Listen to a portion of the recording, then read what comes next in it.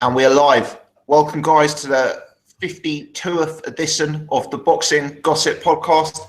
Hope everyone's doing well. It's 8:30 on a Wednesday, so hopefully this is the place to be if you're into the world of boxing. Packed show, as always, tonight. Lots and lots to discuss. We got a very, very busy agenda. So we're going to start by discussing last week's boxing. Canelo Alvarez, Joseph Parker, David Lemieux. We're then going to move on to discuss some of the major news in the sport, the Golovkin versus Canelo fight, some of the Josh Taylor, Ohara, Davies stuff that's going on, and various other bits and bobs as well. And then we'll look ahead and preview next week's boxing. Frank Warren show in Leeds, and Eddie Hearn card in Birmingham. So yeah, a huge amount to discuss. Got a new member to the panel tonight. So we've got Jet, we've got Irish Tom, and we've also got Jay, who's joining us. So long-time viewers may remember Jay from when we did some of the phone-in shows back in the day. But I wanted to invite him on tonight, and very, very grateful that he attended at relatively late notice, because Paul and Sari, I don't believe, are going to be joining us tonight. So thought it'd be good to introduce someone new to the panel and hopefully get some fresh ideas. So Jay, let me start by bringing yourself in, mate. Thanks for joining, and how are you doing? I'm good, and it's an absolute pleasure to be finally on. I listen to it religiously when I'm driving, usually, and just to share it with Irish Tom is because he's a legend of his own time, or his own making. I'm not sure yet. Oh, don't. But I'm good. Head's big enough already, Joe. Well, he knows his shit, so let's start by talking about last. Wait, Jay, did you say I know I'm shit or I know my shit? You know your shit. I know, good. It sounds the same thing, doesn't it? If I say it does. You know your shit. You want it, Tom? Yeah. Just make it clear. Absolutely, it's a fine line with Irish Tom. I'll certainly say that. But let's start, Jay, by talking about the big fight on the weekend. It wasn't the event that we were all hoping for, but nevertheless, Saul Canelo Alvarez versus Chavez Jr. Huge fight in global boxing. Give us your thoughts on that matchup, mate. I think everyone knew it wasn't going to be the fight that it was expected to be. Well, anyone that knew, any hardcore fan would know that Chavez was completely out of his depth, really, with Canelo, and it pretty much proved it. And I think everyone said it. Everyone who knew, knew that it was going to be a poor fight, to be honest, or that he was going to be dominated by Canelo. Definitely. Were you impressed with the way Canelo handled business in the ring? I think it's to be expected, to be honest. I think his class really told, and he's way above what Chavez is and was. I watched all the it was a 24/7, wasn't it, saying that he's trained as hard as he can, and that his dad was saying that this is going to be the first time that he's ever done a proper camp, and that he was going to show his true ability. But it pretty much, he got shown up really by Canelo, who is, well, he's a top 5 world boxer, isn't he, at the end of the day? And I was surprised when I read that he did 1 million buys. I've seen that today, which is pretty impressive, but which shows that the Mexican fans came out in their droves to watch it. Definitely. He's certainly a huge name within that Mexican community, and 1 million buys. I don't know how much it was, $50, $60, $70, $80 a pop. He's done some. It was about $80. $80 was it? It doesn't take a genius to work out, and that's $80 million pay-per-view revenue, plus whatever they've got at the live gate. And I understand the ticket prices at the live gate were monstrous. I was hearing $1,000 tickets and that sort of things. So yeah, I mean, this is a huge commercial fight. Jay, let me ask you, mate. Obviously, fight was made at a catch weight, 164.5 pounds. When you reflect back on that fight, how big big a factor do you think that catch weight was, and does that kind of make the form pretty hard to weigh up?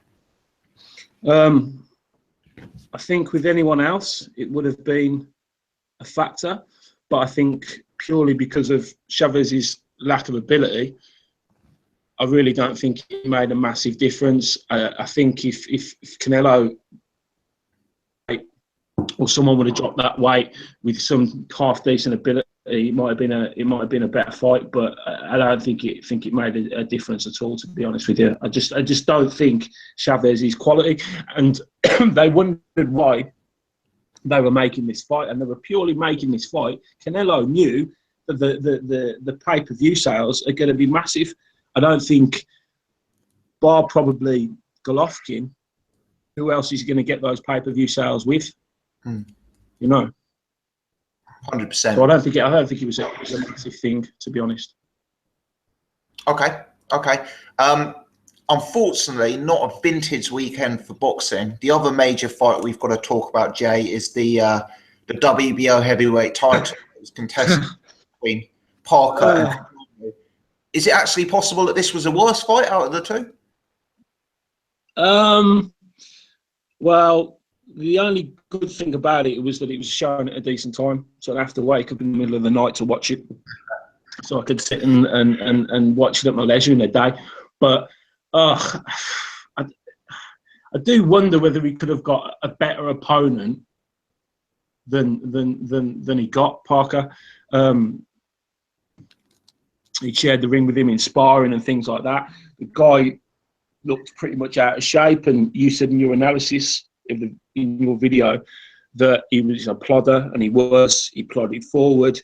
He didn't really look like he was going to win it, which I just can't honestly believe that someone who's, you know, on the outer limits of heavyweight boxing would not, you know, try as hard as he possibly could and give hell on earth just to try and win that title, because surely that would change his life completely.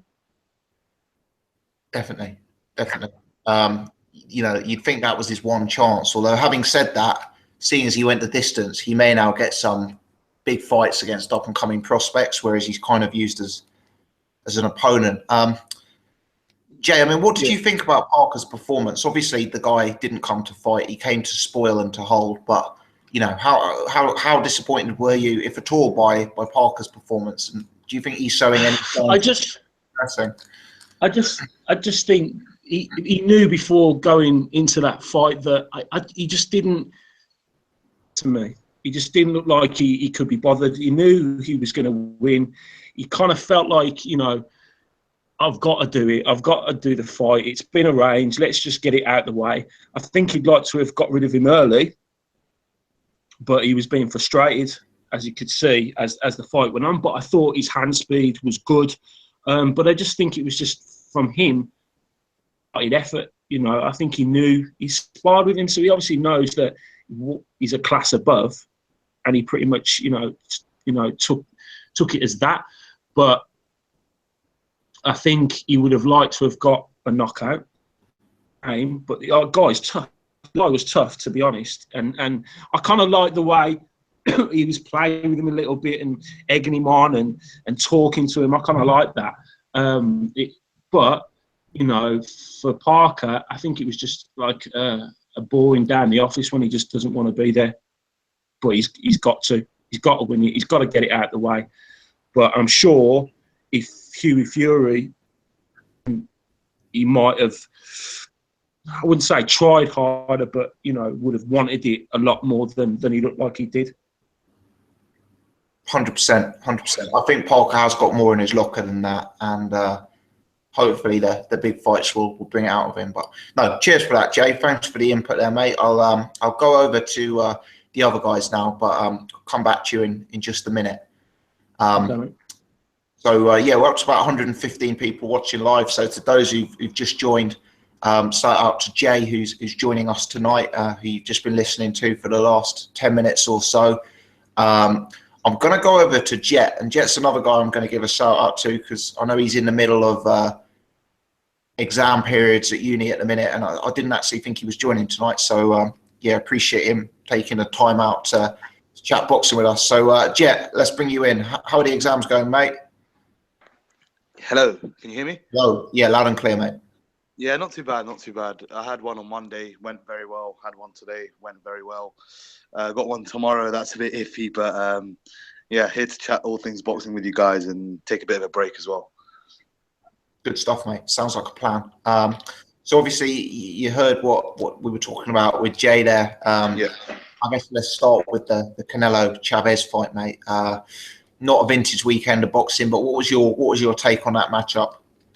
Yeah, for me, I mean, I don't really take anything significant away from the fight more than, Canelo looks pretty good at the weight. I don't think he would look terrible at 160. I think he looked actually pretty good at 160 compared to 154. Obviously, it was his career highest weight. So, yeah, he'll look good at 160. Obviously, he's fighting, Golovkin next. And, yeah, they're going to build the hype for that. And that's a huge fight, fantastic fight. And I'm actually glad it's made. Maybe 18 months too late for Triple G, but at least the fight's made. And 2017 is a fantastic year for boxing. Disregarding maybe this weekend. 100%. Yeah. We'll break that down in big detail during the news section, because I think that is probably the major breaking news within the sport at present. I'm going to ask you the same question I asked Jay. So when you reflect back on that fight last week, Jet, the 164.5-pound catch weight, how big a factor? Because I must admit, I hold that as quite a relevant factor. I think that Chavez kind of entered the ring really looking to go the distance, because making the weight had taken the will to win out of him. Yeah, I'm probably with you on that sentiment. I think Chavez was completely drained. I mean, from what I pick up from the weigh-ins, I watched George Groves quite a long time ago now. So George Groves is very, very tight at the weight, as we all know. I know this is slightly digressing, but we'll bring it back to Canelo and Chavez in a sec. When they have, I think you done the post weigh-in. Am I correct in saying that? Yes. And you said he looked very, very dry, and he was lacking he was cutting a lot of weight and water and that sort of stuff. When they have the abs popping out, the first sort of set of abs popping out, and the body goes in, and then you have it looks almost like fat at the bottom. When your belly tucks in, that you can tell your weight drain. Darlis Perez was like that against Luke Campbell at the weigh-in. I saw him like that. He was completely weight drained. I saw him outside at the weigh-in, and he looked awful. He must have cut a lot of weight to get down. And similar with George Groves back in the day. I think Chavez done that as well. I think Chavez looked pretty good. About 10 days out from the fight, but I think he must have screwed up or something like that with the last few days. And yeah, Nacho, his trainer, probably just told him lose all the water. And I heard there was an unofficial scale 10 minutes before the actual weigh-in scale. He came in at 163.2 or something like that, 0.6 pounds lighter than Canelo. So it probably showed how much weight he actually did lose in a vast amount of time. So in a rapid amount of time. So yeah, it definitely is a massive factor. He was basically a punching bag, let's be honest, for 12 rounds. And yeah, Canelo looked good, but it's hard to say in hindsight how good he looked against a guy who was, a shadow of him former self in the ring, I guess. 100%. If you look at Canelo, I appreciate he was essentially engaging in a sparring session on live TV. Yeah. I see a lot of improvements in him, Jet. If I look at the guy, and it's easy to forget, he's only 25, 26 years old, and yeah, he was a very, very young guy when he was fighting, Trout and Mayweather, etc. But I think from a pure boxing perspective, the guy's improved a lot.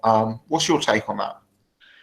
Yeah, I do think he's improved somewhat. I know you say he's improved, significantly. I agree to an extent. I do think he's improved. He certainly got, I would say, I know he always had fast hands and good flashy combinations, but he's definitely worked on that and got a bit faster with those, and they're very eye-catching.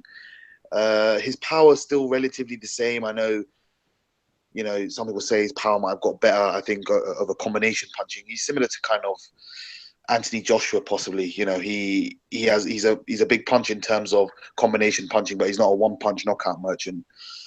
Maybe how Triple G is, or David Lemieux, who was on the undercard. David Lemieux looked okay. I think he looked, his gas tank was a bit dodgy against, was it Marcos Reyes or something like that? Yes. Matisse also looked decent on the undercard as well, 147 against Taylor, and Jojo Diaz looked good. But yeah, he's improved, but his head movement is still a bit iffy for me. He does it. He moves his head sometimes. He has good lateral movement, but his head movement is a bit, it's a bit dodgy for me, and his foot speed is very poor. His footwork is very poor for me. I don't think he's improved on areas where I wouldn't expect him to improve, and he hasn't really worked on the areas where I feel he probably needed to work, especially something like footwork. I think, I know you're picking Canelo, I think, against Golovkin, but that's going to be a tighter fight than what people think. I haven't made my mind up, actually, mate. I'm very on the fence right now. I'm not going to say I'm picking Canelo, but part of me, if maybe a slight lean at this point, but I need to watch more. Yeah, I think it's very much 50-50. I think people are, obviously, if Golovkin's in decline, I guess we'll come to it, but it's a closer fight than what some people have come out and said. I mean, on that performance, a lot of people are coming out saying Canelo is going to win. So it's a nip and tuck fight, but that's an interesting dynamic. Has he improved significantly to beat Golovkin? We don't know yet, because obviously he fought a guy who wasn't himself in there, I guess. Definitely. Yeah, I have to ask you about the Parker fight, mate. Oh God. I know there's not really much more to say on it, but I'd be remiss if I didn't ask you. Disappointed? Yeah, very much so. I mean, I've been watching your channel for goodness knows how long, and I know you've been, talking about Parker for a long time. I've been watching Parker myself for a long time, and he just failed to inspire. I think that was an audition to get an Anthony Joshua. I think Johnny Nelson also said that, and I was thinking the exact same thing. It was an audition to get a Joshua fight, or a big Tony Belly fight. That's a likely fight, but a definite fight to come over in the UK. I know Duco Events are actually their owners or something, co-owners are splitting up or something like that. So Parker's left in the middle a bit, but he failed to inspire, and Kajanu did what he had to do. He survived, and yeah, he gave a funny post-fight interview. He started grilling the media reporters in New Zealand. So if anyone's seen that, Kajanu is a funny guy. He earned my, I must say I'm a fan now of him, at least outside the ring. Yeah, he's a bit of a character. I'll tell you what, to be fair to Kajanu, if you're a 20-stone man who's very, very, very unfit, that is the way to go the distance, the way he fought. It's not the way to win the hearts and minds of the people. It's not the way to actually win a fight, but that is the way to go the distance. He used veteran techniques to the extreme, I'm going to say. Yeah, he did what he had to do. He stayed in there, and yeah, he got his paycheck, and he'll probably get another fight sooner or later. And best of luck to him. Seems like a sound guy. Maybe not got the best skill set, but he did what he had to do, and maybe he'll come again, against someone like a prospect, a Daniel Dubois, someone like that. So good stuff for Kajanu, at least outside the ring. Superb. All right, cheers, Jet. Thanks for that, mate. Up to about 140 of you guys watching live now. So shout out to everyone in the chat and to everyone who's chosen to spend their Wednesday evening checking in. If you are watching live, please smash the thumbs up button. Try and help us add a bit more visibility so we get some more people tuning in, because it's that time where I let Irish Tom out of the cage. Irish, let's bring you in, mate. Give us a sound check. How you doing? Testing.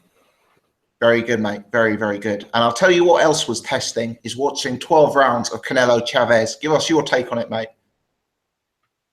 What are you talking about? I'm telling you, 2017 has been a great year for boxing. We just had Joshua versus Klitschko, and now we've had Chavez versus Canelo in a war. 1 million pay-per-views. Boxing's back, baby. Boxing's back.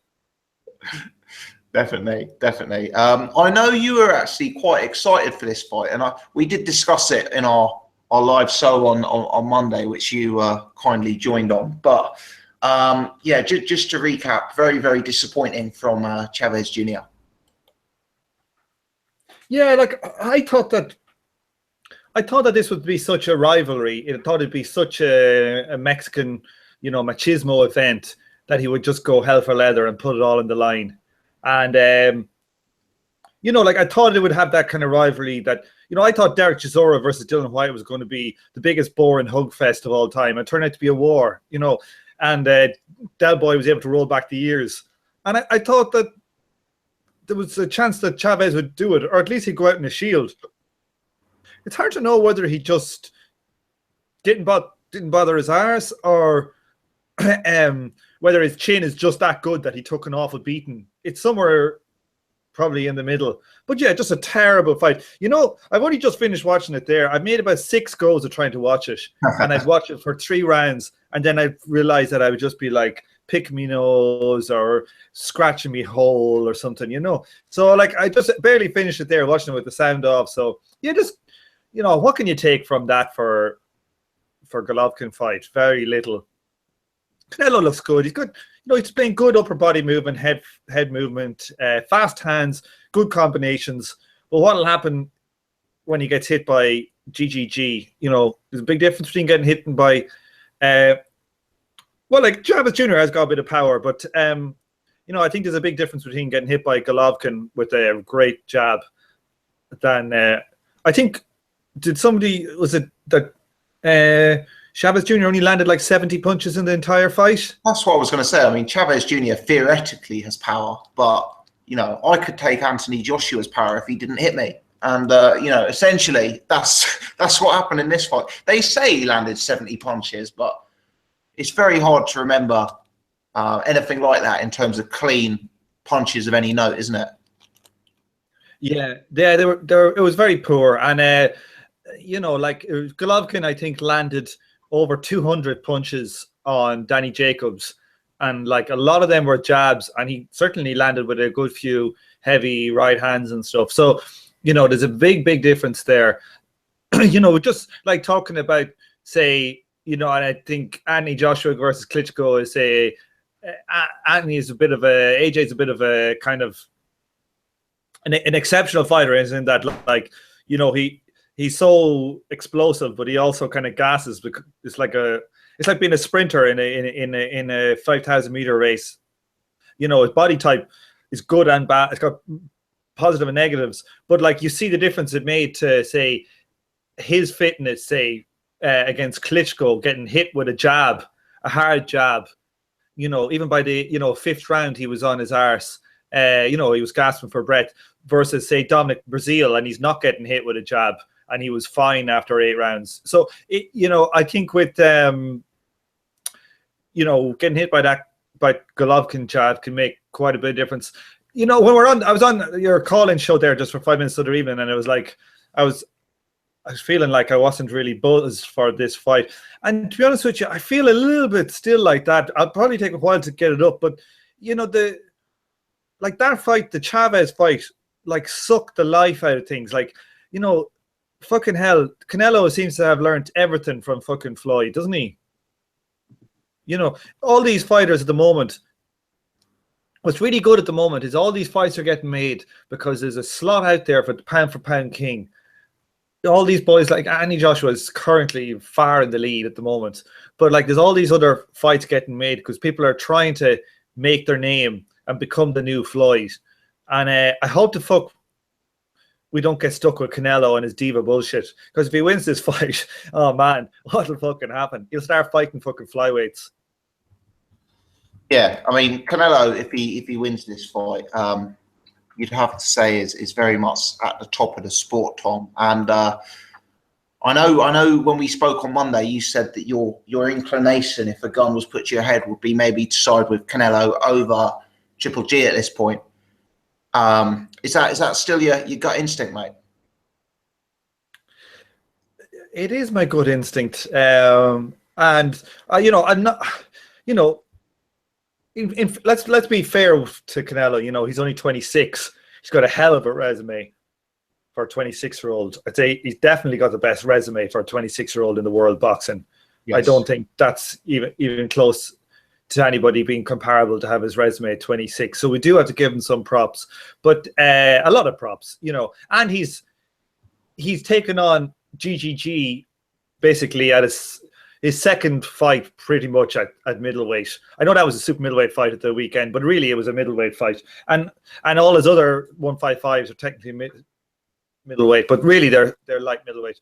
So it's his second middleweight fight. He's coming up and he's fighting GGG for all the belts. So, you know, fair fucks to him. You got to say he has taken a very hard man, and so you got to give him some credit there. But you know, I think that you know, it makes more sense business-wise for Canelo to win, because he'll be 26 and 10 years of pay-per-views ahead of him. So Golovkin has to win clear, you know. And you know, we're talking about British judging being bad, and it is, but like the probably the only guaranteed fucking bad judges in American boxing at the moment is Canelo, and they're like shockingly bad sometimes. You know, I think one of the judges had that fight at the weekend, 120-86. That'll just tell you how much he has the judges on his side.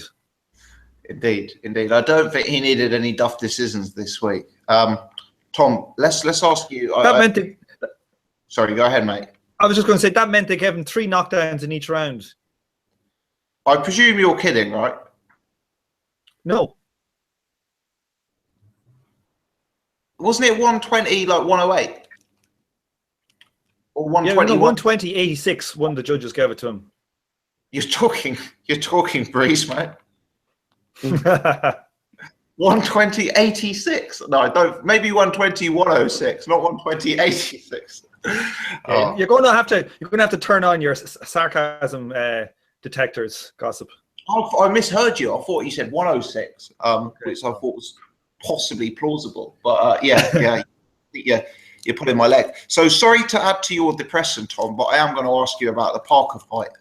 Is he an easy target after that performance? Yeah, absolutely. Like, you know, Jay was on talking there earlier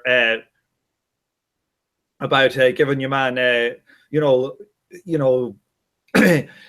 him settling into a groove and not getting rid of the guy. But like, let's look at a guy who came back at the weekend, Lucas Matisse. He was taking on Emmanuel Taylor, and he's ranked, I think, about 60th in Boxrec, probably something similar to Kovjanu. And he just went out there and he tore him a new arsehole. If you're fighting, if you're supposed to be top 3 or 4 heavyweight and you're fighting the 60th heavyweight, who's a sparring partner, who's been beaten twice and knocked out once already, you know, against at a lowish level, you know, everybody can get caught. But you know, you should be. You know, I didn't come out of that fight feeling like Joseph Parker fucking did what Canelo did. You know, on some of those cards, it was 117, 111. And to be honest with you, there was times in there when, you know, Kajanu was like looking fairly good for a 6'8", 27-stone lump. Yeah. You know, so I think Parker is very overrated at this stage. I just think, like, you know, if Huey was in there and it was what we think Huey is capable of, you know, it's just a very easy night's work for Huey. I just, you know, if that guy was able to look slick at times against him, what's Huey going to do to him? Yeah, you have to say, and to be fair, I think Huey beats him on the performance against Cam. He beats him on the performance against Ruiz. He beats him on that performance, certainly. I think people, including myself, were extremely excited by Parker on the way up because he was so fast, he hit so hard, he was so athletic. And I think people, you know, recall that potential they saw in Parker when he was such a youngster. And I guess that's why they're still inclined to pick him. But I think if the Parker who turns up to any of those fights turns up in the Huey fight, then I totally agree with you that it's actually not the toughest fight for Huey. Yeah, like, to be honest with you, I was never impressed like with Parker, as in thought he was the next heavyweight, and I never thought that. Like when you saw him fighting, what was the white guy he fought who was like 6'2", and he caught him a number of times? Do you remember the guy? An American guy, Jason something, is it? Jason Gavern. No, not him. Yeah, geez, I must have the wrong one. Let me see here. Jason Bergman. Bergman, that's the one. Yeah, that's the one. Like, I never heard Jason Bergman before that, and I never heard him since. But he gave him some trouble, you know. So I think Josh Parker is a top. He's like a 10 to 20 heavyweight. That's about his level. I don't think he's top 5. Than that, because I think, to be fair, to Cam is a guy I'd have sort of 10, 11. Ruiz, you wouldn't have far off that, and he's got a nod over those guys. So I certainly think he deserves to be top 10. But yeah, I think the top 5 or 6. Takam, like, can Takam still be 10 in the world after like? Yes, and well, not when was the last time?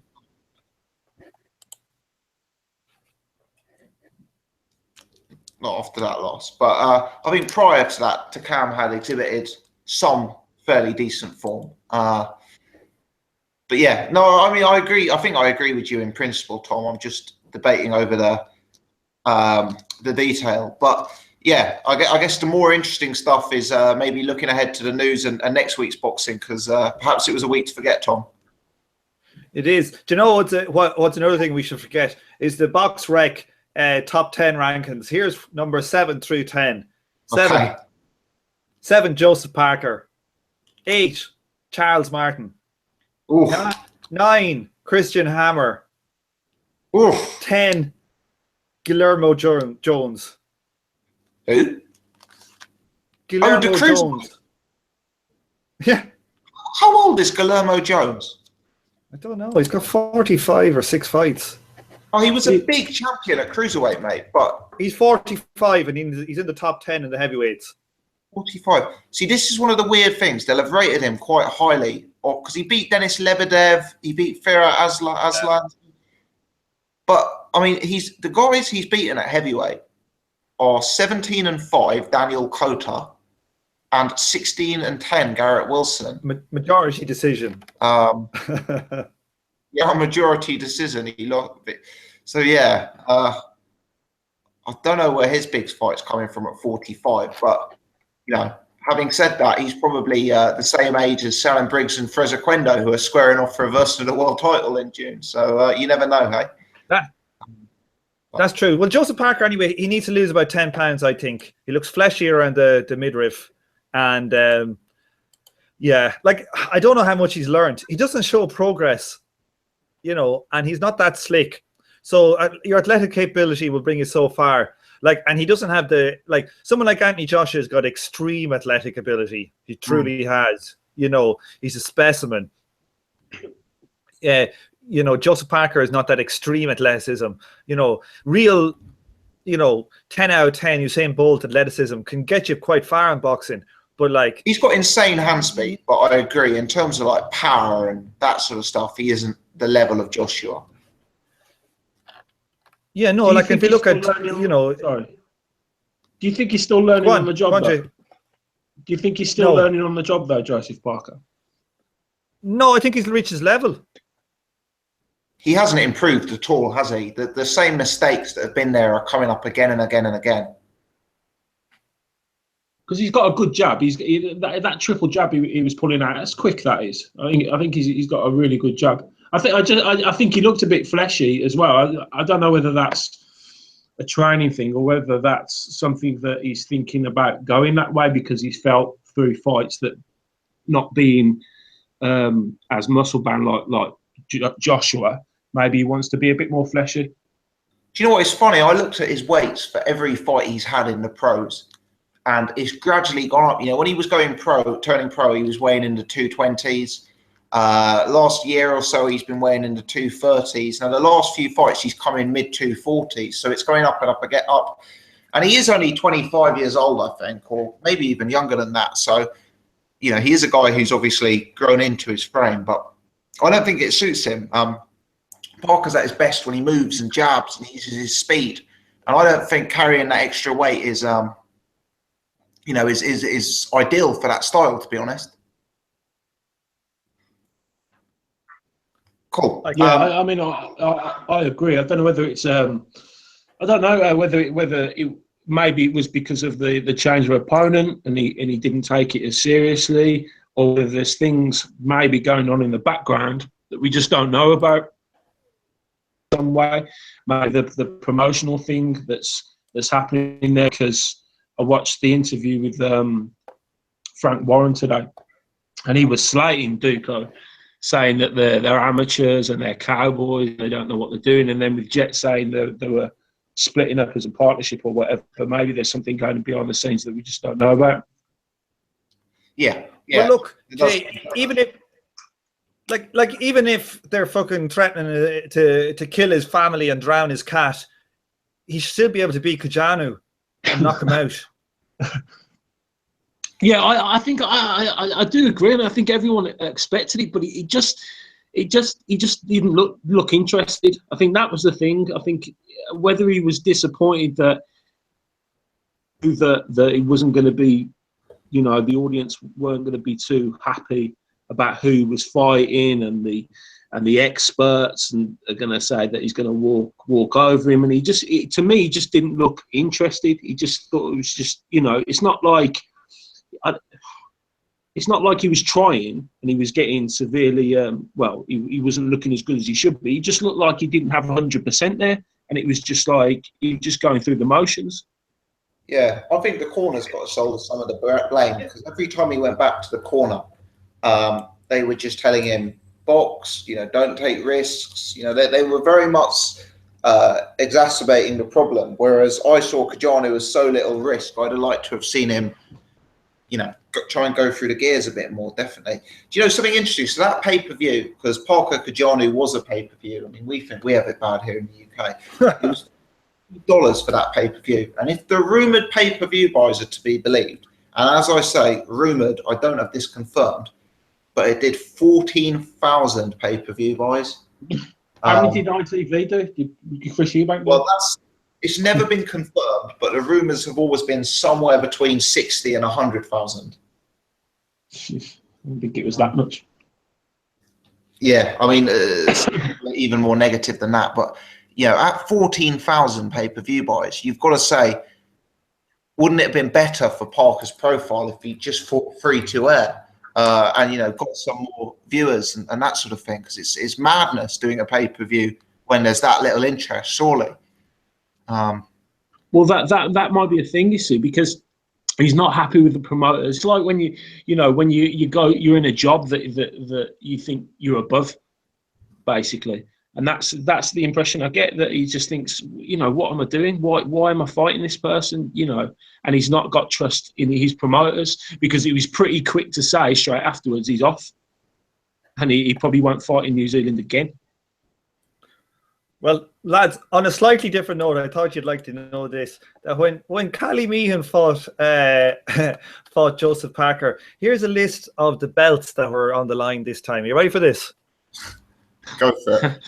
The OPBF heavyweight title, the WBO Africa heavyweight title, don't know how the fuck they go in that one in, the vacant WBC Eurasia Pacific Boxing Council heavyweight title, the PABA heavyweight title, the vacant WBA Oceania heavyweight title, and the WBO and the WBO Oriental heavyweight title. Wow. It seems the WBO need to invest in an atlas, don't they? Huh? That would be my instant feedback. Because last time I checked, New Zealand certainly wasn't in Africa. But there you go. It's like the guy. Who's the guy that what's his name that wants to fight David White? That David Allen that Fell in the fought front. White. Lenroy Thomas. No, not Lenroy No, Thomas. no, the guy who lost in the 11th round who was stopped. He went fought over to Ian White. Oh, Ian Lewison. Yeah, Ian he Lewis, won. and didn't he fight for the Oceanic title or something like that? He did, yeah, he won it. True. He That met is- some right. Japanese lad. Yeah, Asian title. Yeah. Interesting. Yeah. No, I didn't realise that, but yeah, that is quite a collection of belts. I'm gonna mix it up a bit now because I think we've done the Parker topic as much as we can do it without driving ourselves crazy. So I'm gonna move on to what was intended to be the first topic of our news section, which was of course Canelo versus Golovkin. I know we kind of touched on that in the body of our discussion about last week's action, but Irish Tom started the ball rolling by saying, that he's maybe siding with Canelo. At this particular point, I'm inclined to agree with him, although heavily sitting on the fence still. So, Jet, let's bring you back in for a bit more in-depth breakdown on what's going to happen in that fight, mate. Sure. Yeah, I mean, I just think people, Canelo's performance again was good, but we have to factor in there were, other things that we should consider as to why it was good. And I think those people are jumping on the Canelo sort of bandwagon from what I've been reading from YouTube comments, especially. And that's not to say anyone else on this podcast or the people who have done that, but I've just seen a lot of boxing fans. They've been saying, well, Canelo, obviously he's got this hand speed and he's got a good chin and he can take his Golovkin's punches. So I mean, there's a lot of questions still for someone like Canelo to answer. I think, he's done, very, very well in the course of his career. He's fought some good names. Erislandy Lara, Austin Trout, obviously he lost to Mayweather pretty convincingly, but he's fought some fairly decent names, and he's proved he's getting better. He's not the finished article, and he's getting better, but he really needs to work on, as I said, some stuff that he needs. Foot speed, maybe a bit of head movement, and the problem is I see the head movement. I do see some stuff on Twitter, and his trainer does head movement with him. So I don't know why he doesn't implement it in the fight. But Golovkin, whether or not he's declined, that's another question as well. I guess we'll see come September. And yeah, I know loads of people are writing Golovkin off at this moment in time. They've said obviously he had a career worst performance against Daniel Jacobs. I do think Daniel Jacobs, we obviously questioned his chin, I think, in the lead up, and we thought he was probably going to get horribly stopped. I think the weight advantage also, he was up at about 180, I think, on fight night, which is 20 pounds heavier than the middleweight limit. He was definitely able to take Golovkin's punches better than many of us expected, I guess. And he probably is a bit better mover, I'd say, than Canelo. So there's a lot of questions, and I think, it'll be very, very interesting. I don't want to side with someone at this moment in time. I'd have to watch, as much tape as I can. And obviously after I finish uni, I'll be free. So I will be, counting down to that fight as well. But it's a very, very close fight. I just think people are writing Golovkin off a bit too quickly here. Canelo's a good fighter, very good fighter, but he's still not the finished product yet. And if he does win, and he wins convincingly, I'll be the first one to say, he's improved a hell of a lot more than I ever expected him to. Interesting. So a proper 50-50 fight in your opinion? Yeah, definitely. I think, obviously we had Joshua Klitschko. That one was another 50-50, and it was, that fight maybe you could lean to Vlad just on, boxing IQ and experience, but this one, boxing skills, they're both very adequate boxers. Obviously the amateur pedigree from Golovkin. Canelo's been boxing since he was 16, and he's got a load of experience. He's a two-weight world champion as well. So there's a lot of factors in for both guys, and it's a very, very, very close fight. It's 51-49. Some people say, Canelo. Some people say Golovkin. I think it's a 51-49 fight. Whoever tickles your fancy, I guess, in the fight, and you choose accordingly. I do say if it goes to points at this stage, I'd pick Canelo. I don't think Golovkin's going to get a decision, but he got a dodgy one, and some people say he got a dodgy one against Jacobs, so you never know. It's as I said, very, very close. It's interesting, isn't it? I mean, I think if this fight had been made immediately after the Kell Brook fight, I would imagine Golovkin would be a 90% favourite. But you know, what a difference momentum makes in boxing. We talk about it a lot on this channel, but you know, Canelo 12-0 Chavez Jr. Golovkin at best drops multiple rounds to Daniel Jacobs, and you know, suddenly Golovkin, 35 years old, few tougher fights under his belt. You just wonder if the tide is starting to turn, perhaps. Yeah, possibly. Very, very possibly. It might be a changing of the guard. You know, maybe how Joshua Klitschko was. It might be that Canelo to Golovkin to Canelo. So, yeah, it could be like that. There's a lot of questions to be answered in this fight, and yeah, one that I'm thoroughly looking forward to. Hopefully, it lives up to the hype as well.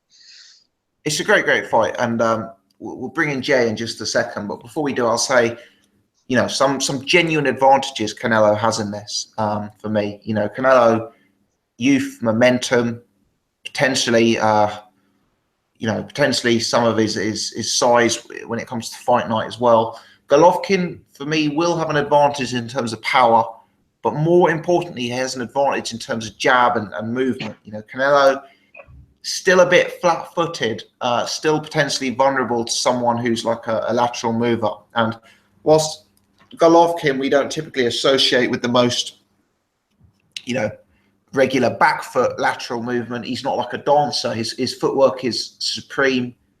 His jab is excellent. And I think from that perspective, technically, he's got the real opportunity to cause a lot of problems for Canelo. But we'll just have to see how the fight breaks out. It's a genuine 50-50 for me. But I do think the momentum behind Canelo is potentially going to make me think of picking him in this fight.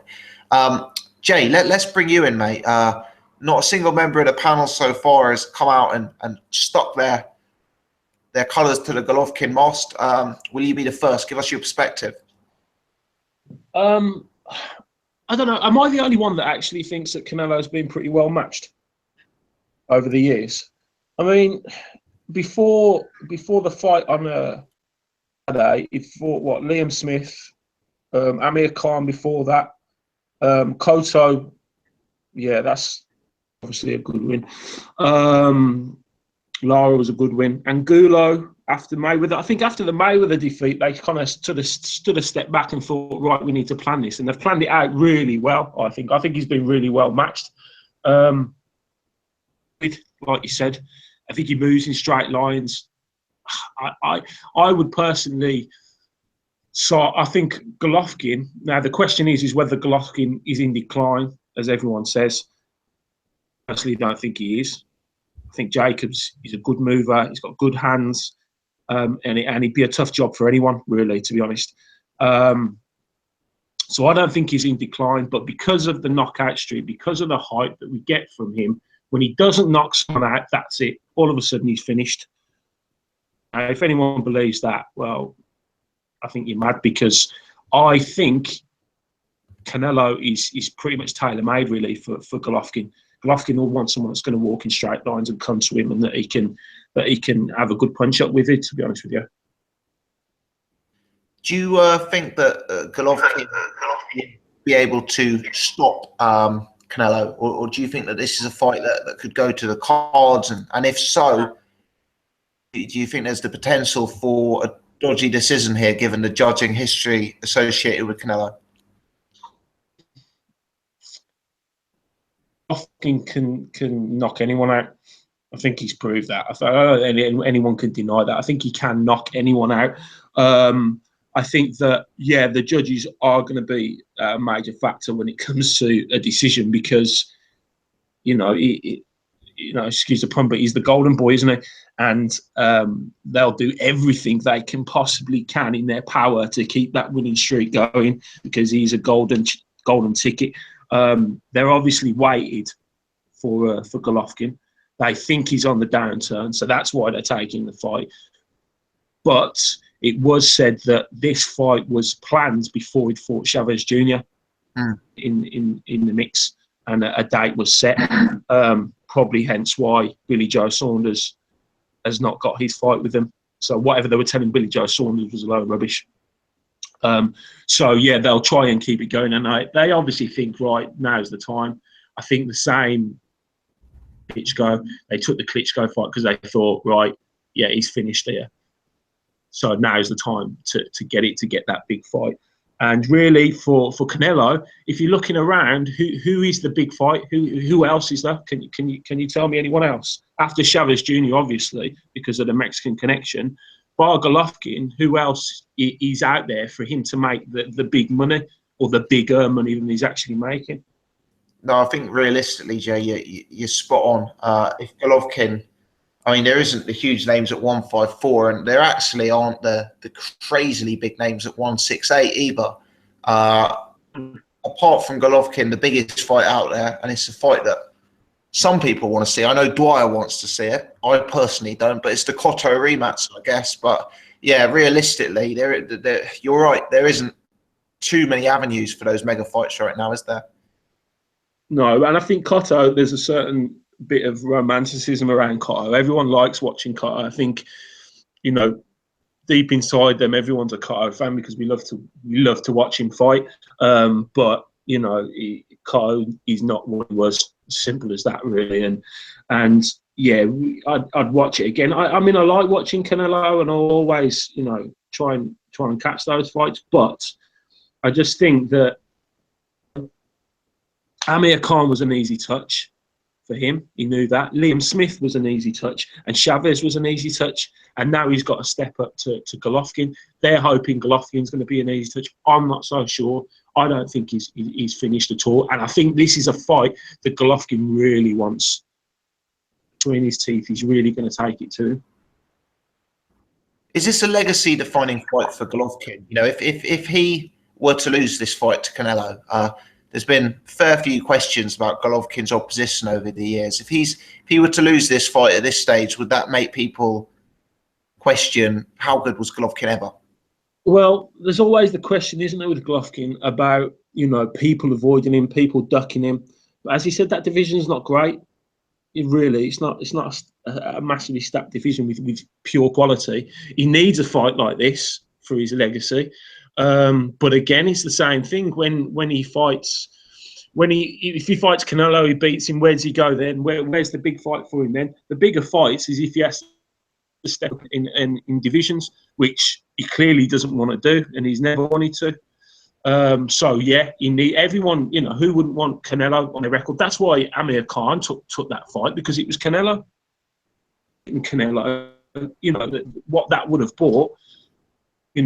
Sometimes you've got to take that risk and take that gamble. He probably doesn't see it as a gamble, but whoever wins that fight is going to be seen as someone very special. And will it be a case of Golovkin beats Canelo, and then everyone says, well, Canelo is just, not that class when he stepped up he's done. But when he fought Mayweather, he was pretty much outclassed. If he gets beaten by Golovkin, they might say the same thing, and they'll say Golovkin's the real deal. If it's the other way around, it will say, well, this is the first big test Golovkin's had, and he failed, or he's on the decline. There's always going to be a negative and a positive to either side. 100%. It's a real intriguing fight, and yeah. But personally, I'll take Golovkin. I would definitely take Golovkin, because I just, I know you said he's on a hot streak, Canelo, but as I said, Liam Smith, Amir Khan, and Chavez Jr. They're not quality, are they? I mean, Amir Khan's quality, but he's well below the weight, and he shouldn't have been there, and he's got a dodgy chin. Liam Smith, he's an overhyped Gallagher job. And Chavez was just brought in because of the hype around the whole thing with two Mexicans, etc. So Jay, and he walks flat. Jay, you're after convincing me. I'm changing my mind now, listening to you. Thank you. See, but it's true though, isn't it? If you look at his Boxrec, he's been managed really well, and De La Hoya knows what he's doing, and De La Hoya's putting him in the right place. And I watched that 24. But why is he putting him in with him then if he knows what he's doing? Why is he what, putting him in? sorry? Why is he would putting him with Golovkin? Yeah, if he knows what he's doing, if he's so good at matching. Because I think public pressure is too much. He can't get away with everyone wants that fight, right? He's ducked it for quite a while, I personally think. And now they think, well, at some point you've got to fight him. Because if he never does, that can't happen. So he's got to fight him at some point. And now they're just thinking, right, after seeing him against Jacobs, he's on the decline. Let's have him now. Let's take him now. When they're both at their not peak necessarily, I wouldn't say of skills or age, but peak of marketability. They will make at this point in time. They'll make so much money rather than it's only like Pacquiao and Mayweather. I mean, could they have made more when they were both at their peak? I don't know. Yeah, well, I don't know. That's it. It is interesting. Like I think Golovkin is on the slide. He's noticeably deteriorated. So, what makes you say that, Tom? I think that he has lost a bit of speed for one. I think he won. I think he won clearly the Jacobs fight, but I don't think he was impressive.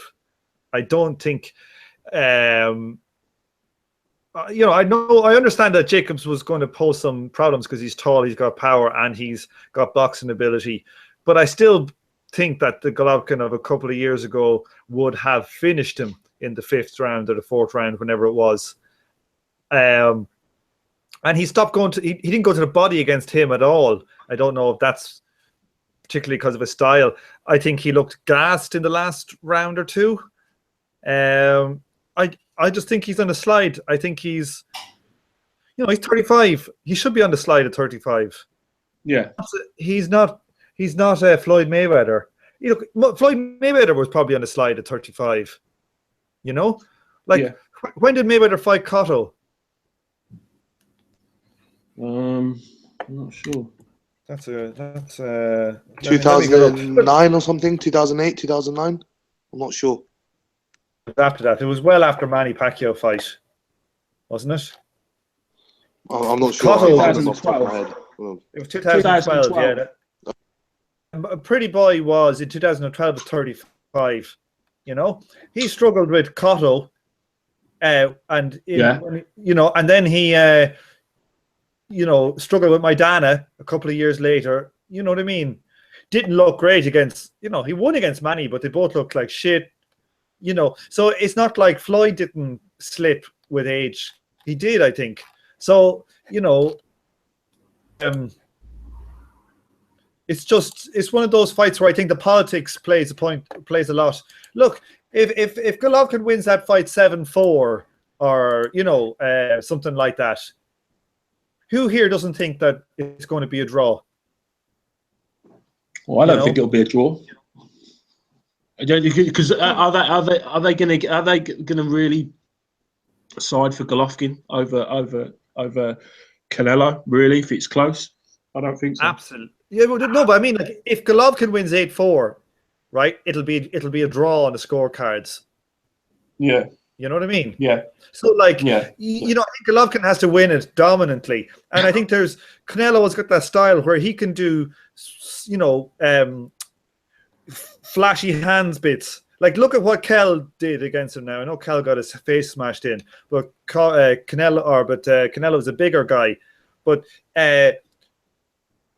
those like 5 or 6 punch bursts with uppercuts, hooks, and stuff like that. Lead right hands that Canelo can do. Like, he does that 4 or 5 times.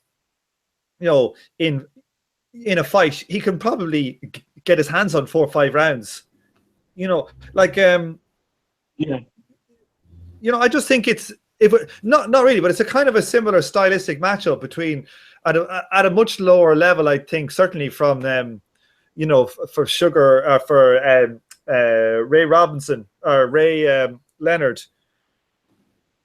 Ray Leonard against Hagler. That Canelo does have the advantages of faster hands. He doesn't have the feet, but he definitely has the fast hands and that ability just to throw off 5 or 6 combinations. Look at what the judges had it with the Kell Brook fight. People had Kell Brook. The judges had him 3-1 up.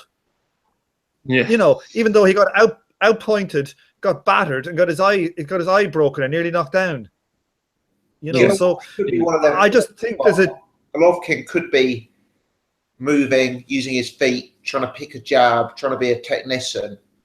But Golovkin is defensively open, and Canelo could be coming forward, throwing exactly what Tom's saying, uppercuts, hooks. And if the judges are inclined to give rounds to Canelo, the way the fight plays out could actually incentivize them to do that. If Canelo's viewed as the aggressor and the guy throwing power punches and putting combinations together, I guess. I know, and the thing is, they can give him, like, the thing is, if you think about, like, the styles here, like, Canelo is probably more likely to be able to land the clean, attractive punches. You know what I mean? That kind of counter-punching style. Well, Golovkin's going to be jabbing. You know, even though I thought Golovkin won that Canelo or the Chambers fight, sorry, not Chambers. What's his name? He wasn't fighting Eddie Chambers. Was he fighting Eddie Chambers? I'd pay to see that. Jacobs. And I wouldn't. Fuck me. You didn't see that Washington You don't fight. fight. Oh, right. Yeah.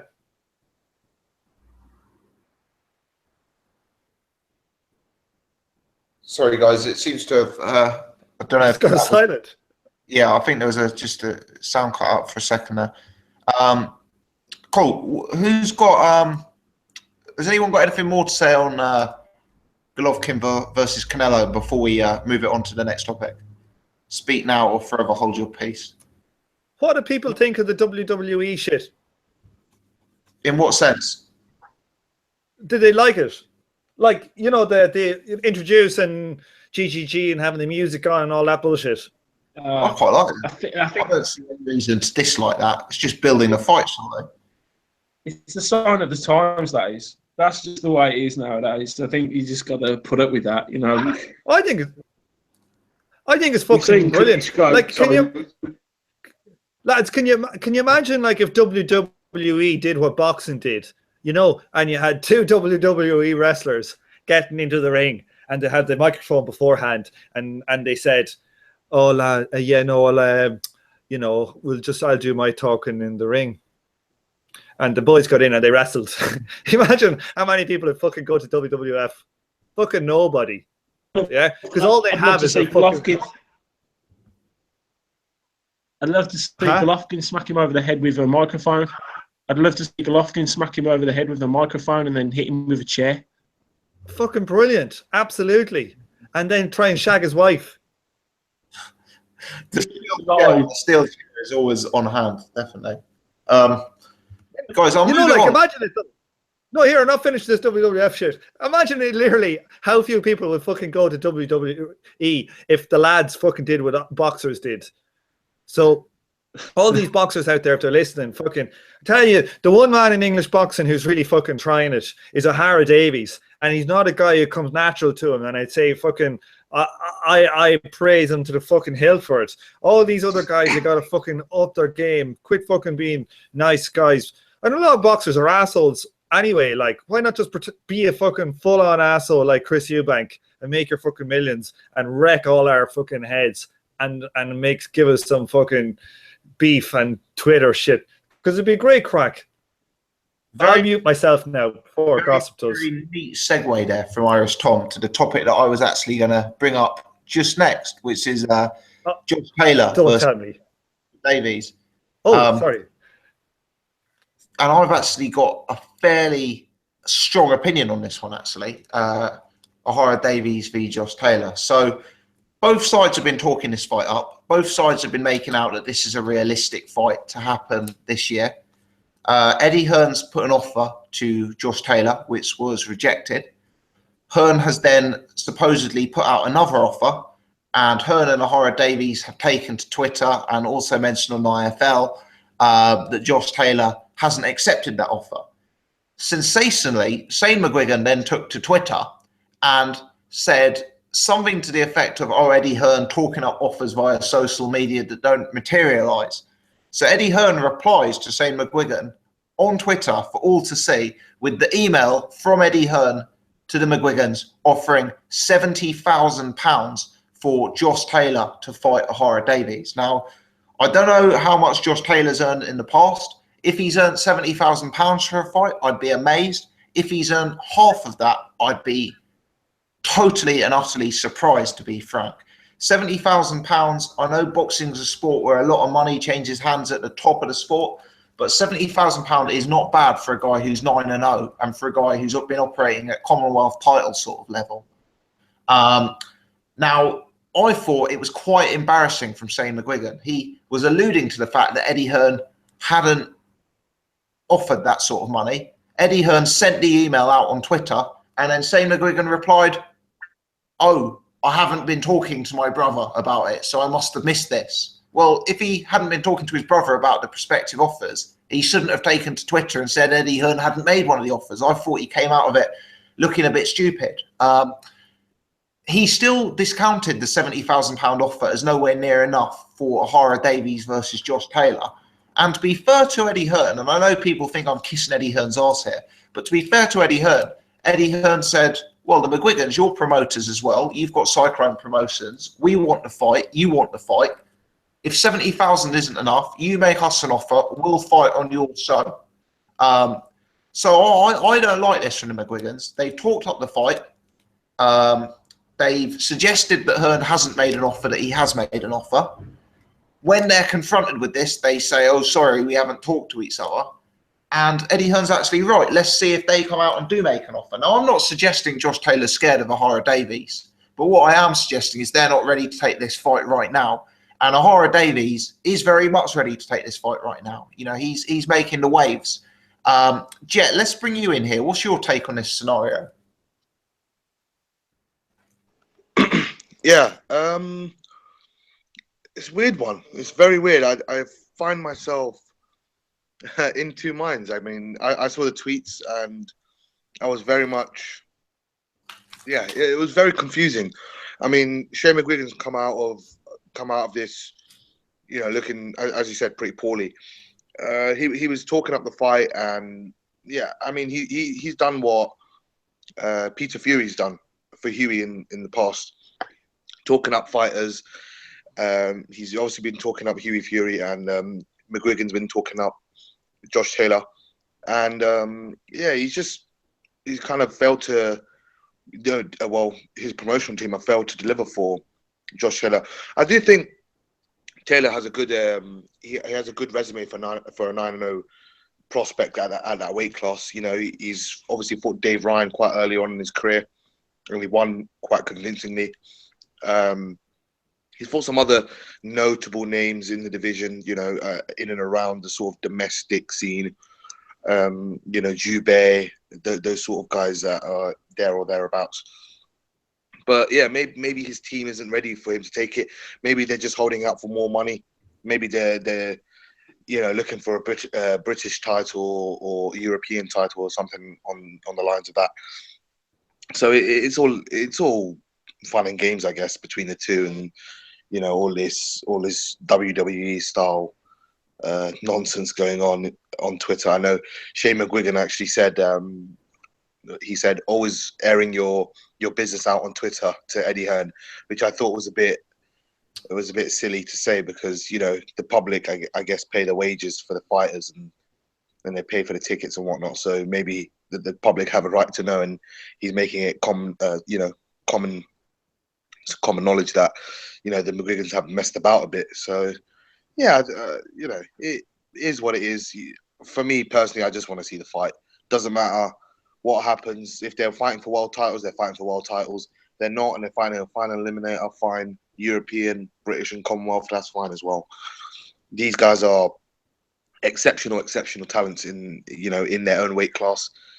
Domestically, especially, there's a thriving domestic 140 scene over here. So yeah, and they're two of the top guys that people rate. So yeah, if we can get it on, we can get it on. I just like to see the fight, to be honest. The Peter Fury thing is a good comparison, Jet, because for my money, McGuigan's made a rod for his own back here. You know, he's he's all on Twitter complaining about Eddie Hearn being on Twitter, but he's doing that on the forum of Twitter. You know, it's embarrassing.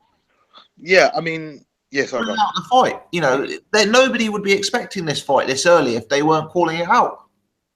Yeah, he's done that a lot with Josh Taylor. I know.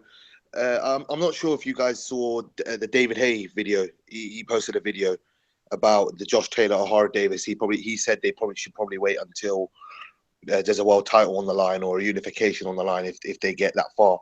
And so they were trying to say, let's milk the fight, maybe similar to how the Quigg and Frampton fight was. So, you know, a lot of the McGuigan team, I guess, have come out and said that. I think the only guy who's actually accepted it is George Groves. He said they should get the fight on right now. Me and DeGale got the fight on quite early. We didn't get paid the money that we should have got paid, but we took the fight because it was a big fight. Fans actually would tune into it. You know, they enjoyed the fight. It was a great fight. And this would be a great tear-up, you know. Both guys have good skills, and you know, they can punch, both of them. So, you know, it makes for an exciting dynamic. But with McGuigan, Barry, Shane, what was his brother Jake or whatever, with all of them faffing about in the background, you do wonder what will happen with Josh Taylor. You know, maybe in the next 5 to 10 fights, will he fight the opposition? You know, they've done a good job with Carl Frampton, but I don't know. I don't know what's going to happen with Josh Taylor. I don't want to see his career teeter just based on, I guess, money and, you know, his team calling people out and then they're turning offers down. And, you know, you don't want to see a guy's career with potential stagnate. It's similar to Yuriokis Gamboa, I guess, kind of. But yeah, just like to see the fight if it was a real possibility, I guess. Definitely. Jay, let's bring you in. What's your take on this one, mate? I personally think that they don't want it. Josh Taylor's camp, McGuigan's don't want it. I don't think he's ready, to be honest. I think he's a great fighter and he's got, you know, and I think he will be a good fighter. But I just don't think and I think they're at different places in their career. I think Josh Taylor's got 9 fights. Yes. Ahora Davies, 15 fights. He fought for a Commonwealth title. It's a title at the end of the day, but, you know, really, who he fought, he went against Dave Ryan. Yes. His record's not 17-10. You know, I think because he's quite exceptional, he could win a fight like that. But remembering that Ahora Davies is a very good fighter. There's someone at Matchroom that they've got big hopes for, and he's got a lot of belief in himself. And he is a great. I take his personal opinion out of it because I really dislike him. He's a great boxer, and I think they look at it and they think, well, he's not ready. I think they would like another 3-4 fights before they took a fight like that on, to be honest. Totally agree, mate. Totally agree. But if that's the case, they should stop calling it out, I guess. But yeah, I totally agree with your analysis there. Of course, you're right. They shouldn't agree. But we're talking before about hyping fighters up and getting their names out there, wanting to match. And they know if they start this rivalry now, say 2 years, 18 months, they're hoping that this fight is bigger than the 70k that they're going to give him. So every boxer now, Martin Geffin quite well, and I talk to him and I go to his gym, and he's a very unassuming comment. And I was talking to him about Ahora Davies, and he said, well, more like him, because Martin Geffin is very quiet, he's very humble, he doesn't really use social media that much, things like that. He's very old school. You know, but he said that's the way you've got to do it, and he's right. That's the way you've got to do it. You've got to call names out. You've got to. I know you shouldn't, and it's not good, but listen to yourself makes people. And then hopefully, in the fights in the years to come, are going to materialise and make even more money for both of them. 100%, mate. 100%. Yeah. So I think they don't want it. I think they would take it, but not now. Not now. It's jumping in too early. You know, I think it's kind of like Chris Eubank Jr. jumping in with Billy Joe Saunders. He probably just wasn't ready for it. I need to get my name out there. We need to make, do you know what I mean? So I think it's just football or you play the long game. And I think he's that good and he's that talented to play the long game, because I think he'll have a long, prosperous career in front of him. Certainly, he's a real talent. Tom, let's bring you in, mate. Have you got anything to add on this one? No, it's boring. It's boring. Fair enough. I thought it was quite an interesting one, but there you go. Can't always please the Irish. Tom, Liam Walsh versus Liam Williams rematch looks on. Good news. Yeah, good news. Hopefully, Liam Williams will come and fucking take. Well, I've lost my money now. I've lost so much money this year. Every possible thing that could go wrong in every bet. Fucking between David Hay breaking an ankle and fucking Liam Smith headbutting the guy in his corner, not doing the right fucking thing to him. But I hope it comes back. I hope he comes back, and I hope he beats the shit out of Liam Smith, to be honest with you. Not a fan of Beefy following on from the last fight, hey? Well, yeah, I didn't like how he how they reacted afterwards. Not, I don't mind if a guy is dirty in the ring and he throws a head or whatever. Like, that's fucking boxing. He should get a point deducted, or and if that doesn't happen, it's the ref's fault. We should blame. But shit happens in boxing. But I thought he was particularly ungracious, and so were his brothers in the aftermath. So that's kind of what left a sour taste for me more in the mouth. And also Liam Williams' corner making a bollocks of it. Definitely. What about your take on Quigg versus Selby? Eddie Hearn, in his interview with Cougar on IFL TV, made reference to that's a fight that he's trying to make. Is that a good fight? Is that one you'd look forward to, Tom? If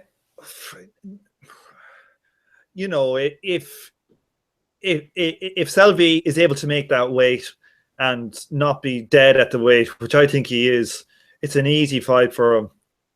Easy fight for him. And God forbid they'll try and make that a freaking pay-per-view. Scott Quigg, no. You don't think so? No, that's not a pay-per-view. You wait and see. No, I don't. Is that like you honestly don't think they'll try and make that pay-per-view? No, I don't. No, I think that's quite a long way off, actually. I don't even think that's borderline. Well, I suppose neither of them sell tickets, but it's terrible. Well, I don't know.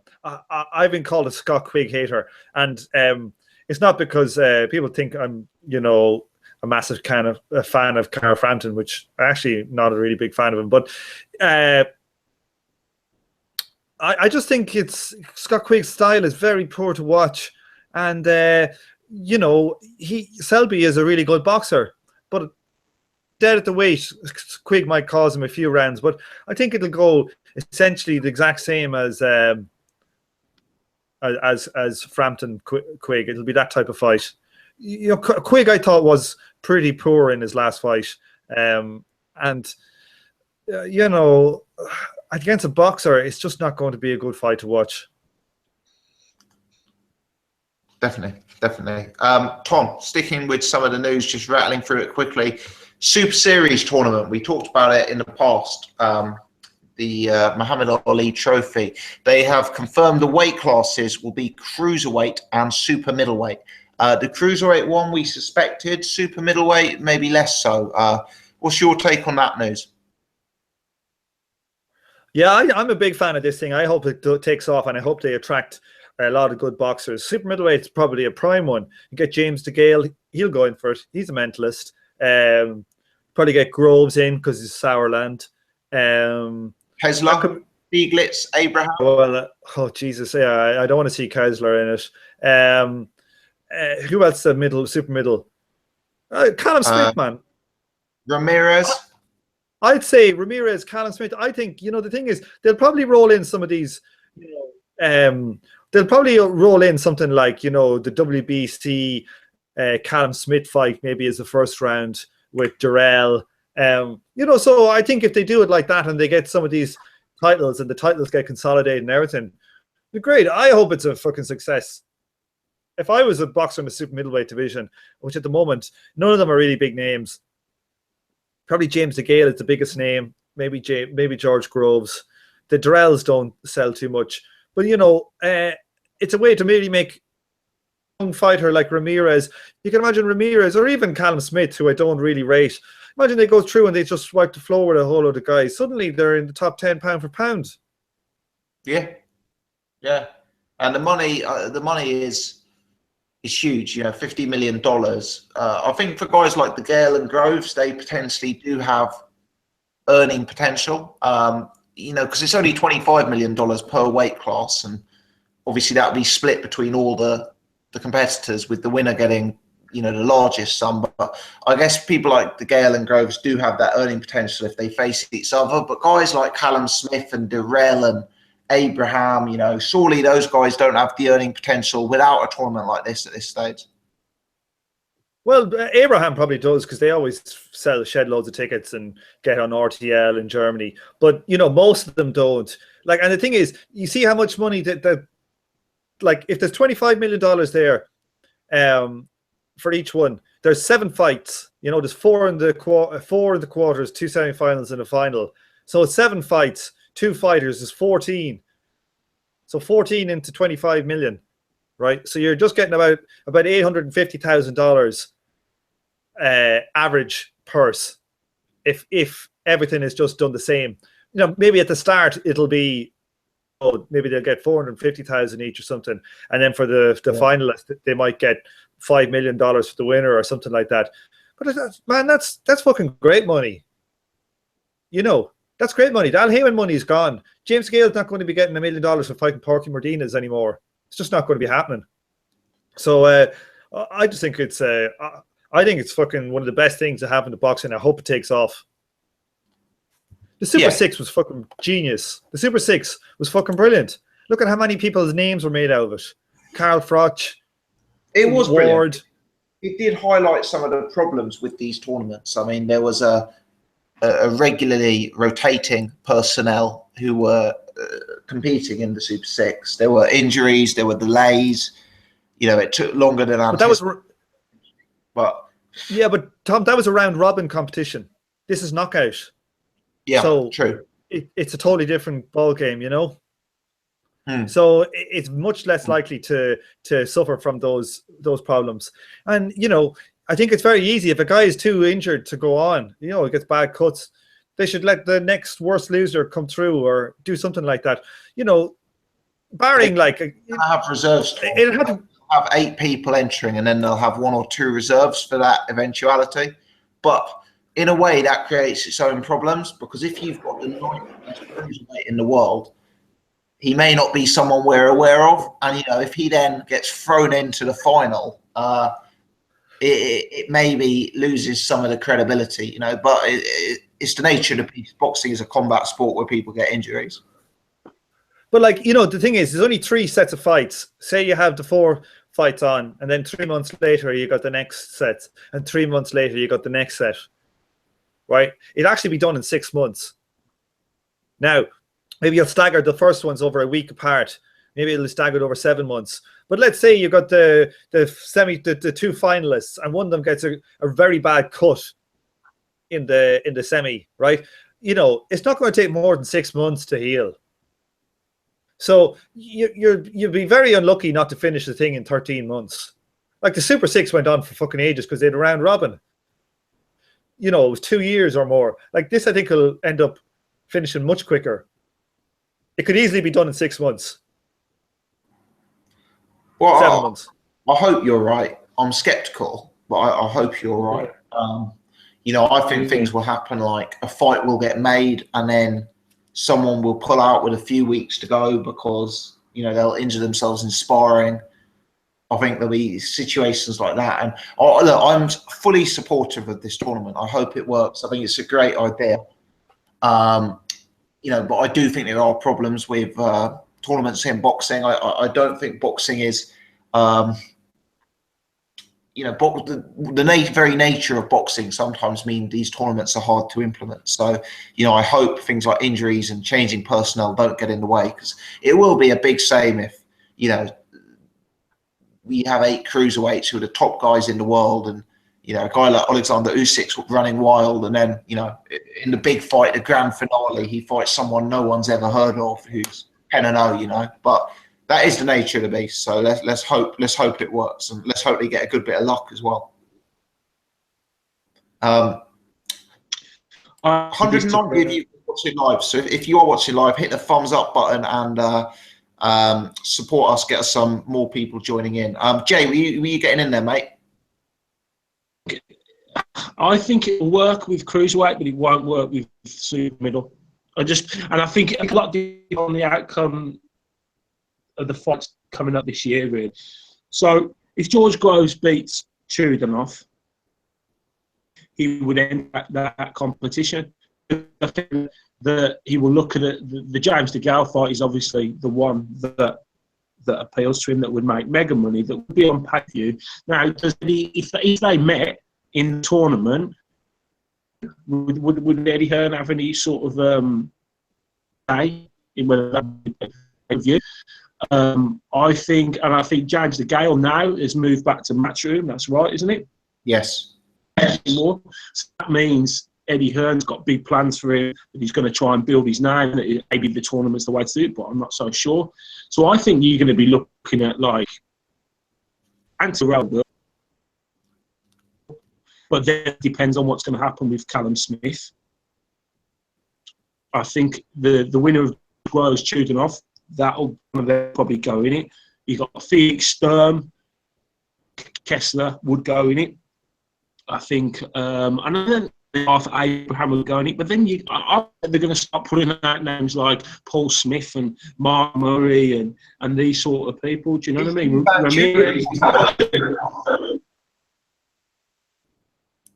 Is Eubank Jr. a possibility?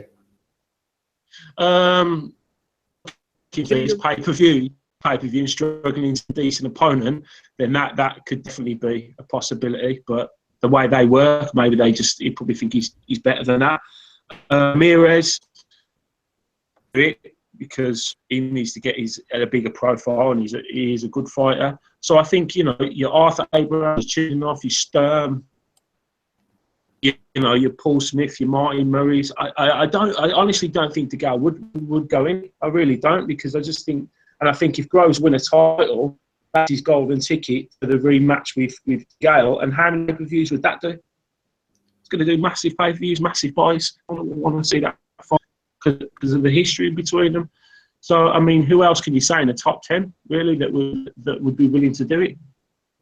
Yeah, I actually agree with you, Jay. I don't think either Groves or DeGale do enter it. But I think Ramirez, Callum Smith, Kessler, Stieglitz, Abraham, maybe guys like Jesse Hart, and you're probably right. There will be a few, you know, maybe the Durrell brothers, but you're probably right. There will be the Paul Smiths of the Martin Murrays of this world sneaking in at the bottom, I would guess.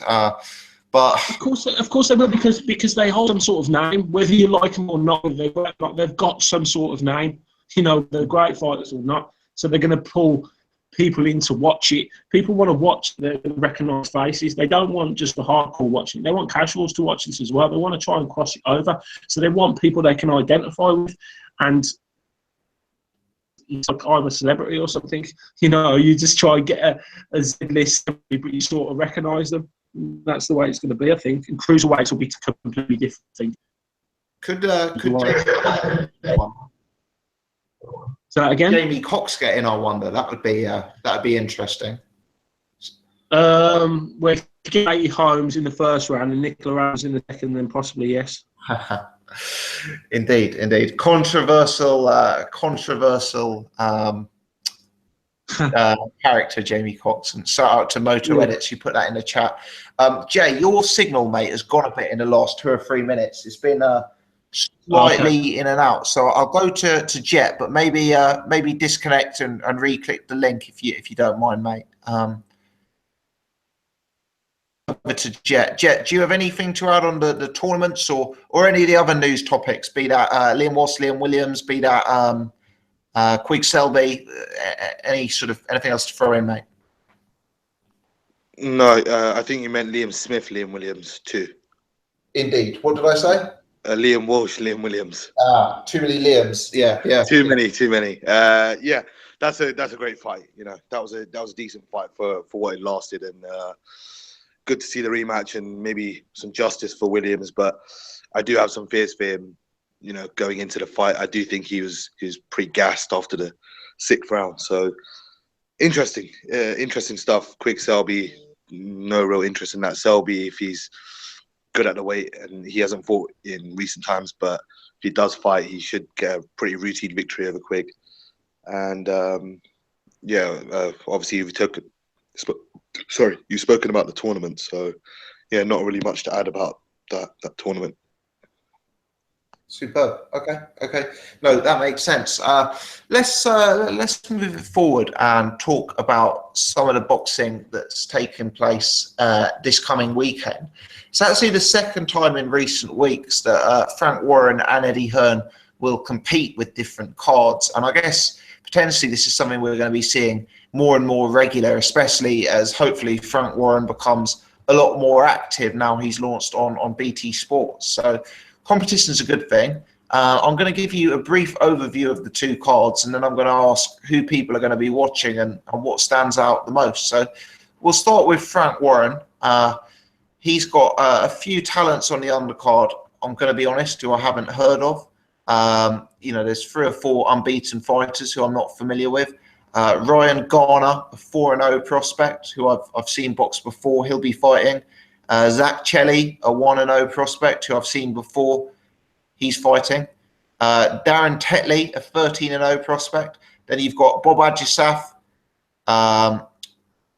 Thomas Kinden, who's 10-0, Joss Lever, who's 11-0, Nicola Adams, Jazza Dickens versus Thomas Patrick Ward, and obviously headlined by Josh Warrington versus Kiko Martinez. So that's the Frank Warren card in Leeds. Conversely, the Eddie Hearn card in Birmingham, you've got Josh Kelly. Funnily enough, Josh Kelly, who's 1-0, is fighting an opponent who's 6-1 over 6 rounds. So yeah, potentially that's one worth watching. Ryan Kelly versus Adam Harper for the Midlands area title, both undefeated prospects. Frankie Gavin returning against Renald Garrido, who's 18-14. Unbeaten Lennox Clark. Sean Davies versus...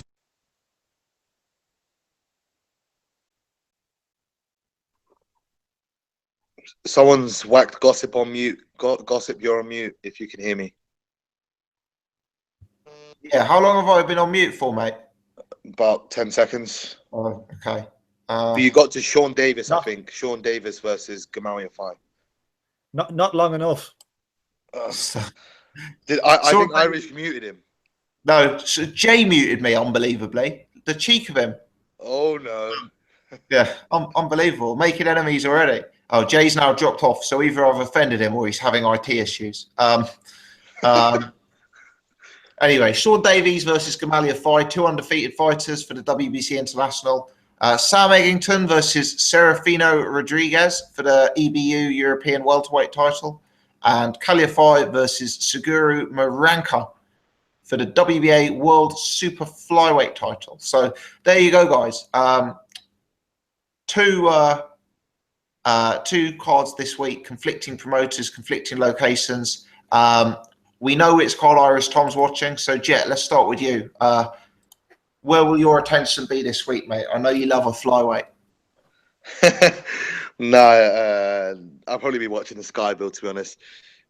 I'm interested to see how Sam Eggington does. I actually have a bet on him. So, I have a bet on him to win by stoppage in this fight. Got about 2.5 to 1. So, not terrible, but, I thought I'd put a bit of money on him, try and win some. Cal Yafai, obviously, I haven't seen the opponent, but I'd expect him to get a routine victory. I have some money on him as well to win by stoppage. Josh Kelly, I'm actually really looking forward to watching as well. He looks a real serious prospect. I think Sean Davis versus Gamal Yafai might be a decent fight as well. I know they're talking that one up and it has potential to steal the show, but I probably think that will go to Eggington versus Rodriguez. But yeah, that's a good it's just a solid card. There's nothing stand out on that. At least you get to watch the boxing, I guess. Some of the prospects I need to follow up on the Box Nation side, but yeah, I'm not too keen on that. Josh Warrington versus Kiko Martinez. Yes.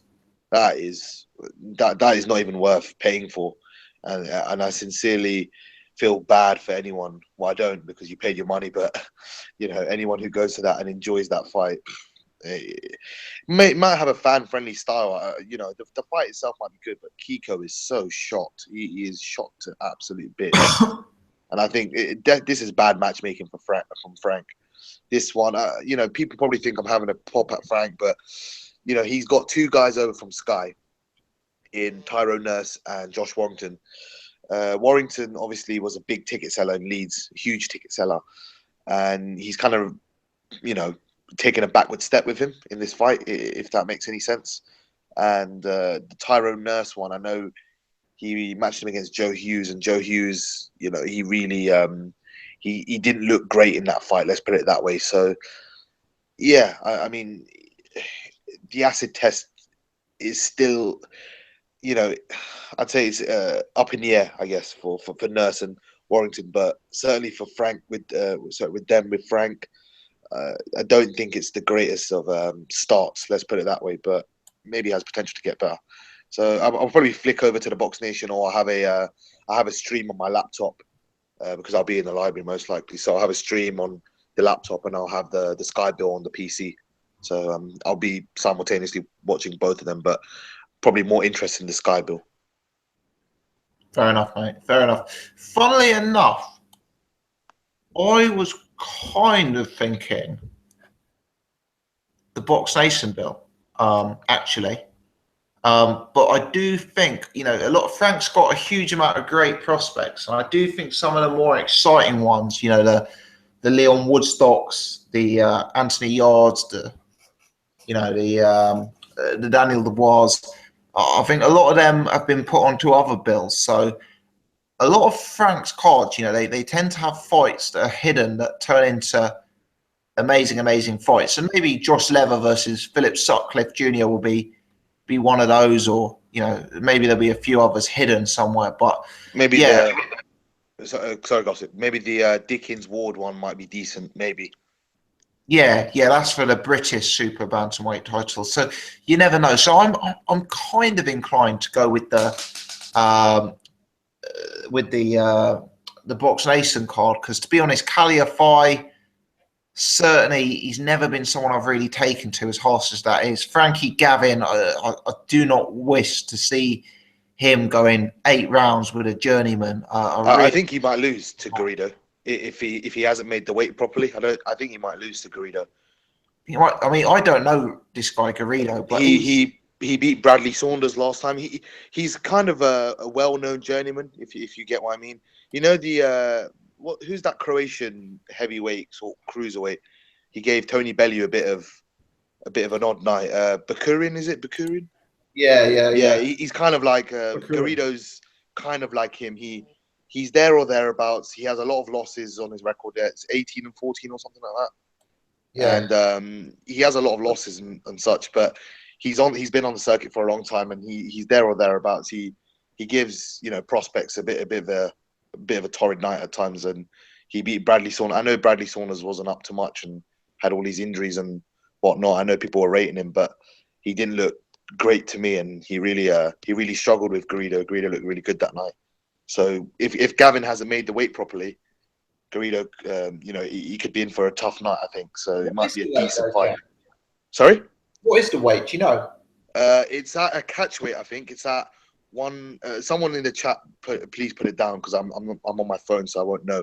But I think it's between 140, 144, and 146 or something like that, between that weight.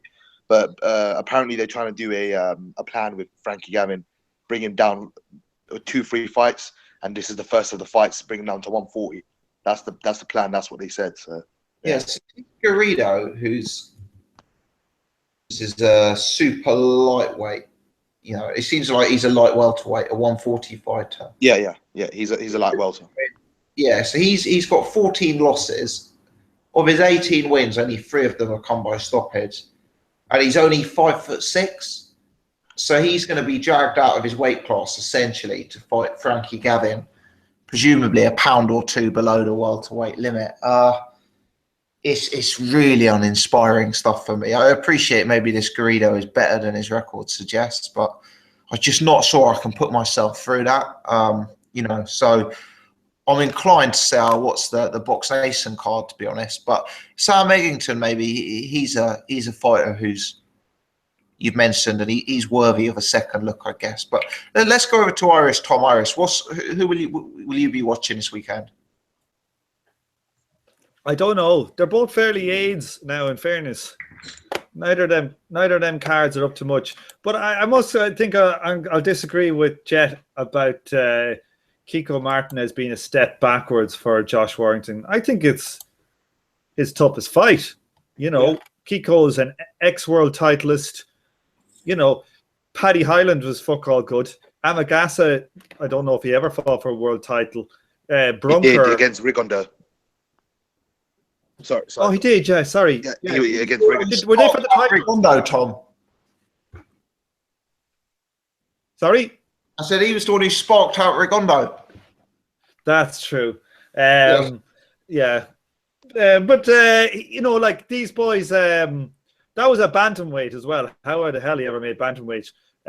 Super bantam, sorry. But Brunker, I think Kiko Martinez is his toughest opponent, to be honest. So I don't think it's a great fight. Josh Warrington's not got a great style to watch, but fair play to Josh Warrington. He sells out a crowd. He's high output. He's improving. We can't say he's not improving. I know a lot of people like slagging him because he's not elite. But, he's only 26. He's 24 now. He's just been brought along at the right pace, I think, for his level. He's probably got further than any of us thought he would have got. So, but I think the card itself, to be honest with you, Irish. Yeah. So sorry, I got a question for you. Do you think Josh Warrington beats any of the world champions at featherweight, or does he even beat Dennis Salen, the European champion at featherweight? No, he doesn't win any of the world titles. No, and the Chalin fight is probably a pick'em fight. Does he beat Isaac Lowe? Isaac Lowe and him is probably a fairly pick'em fight. Josh Warrington now is probably like a top 20 fighter. That's about his level yet. But he's 26 and he's been brought up the right way. I often slag Eddie Hearn for not bringing guys through the right pace, but I think Eddie did a good job with Josh Warrington. And I think Frank is just ticking him up a little bit. It's not a great card. It's a pretty shit card if you ask me. There's very little on that card I want to see. Bar the main headline, I don't want to look at any of the rest of them, to be honest with you. And then, so I think probably the bear card is the Calify card. But, I don't think any of them are too good.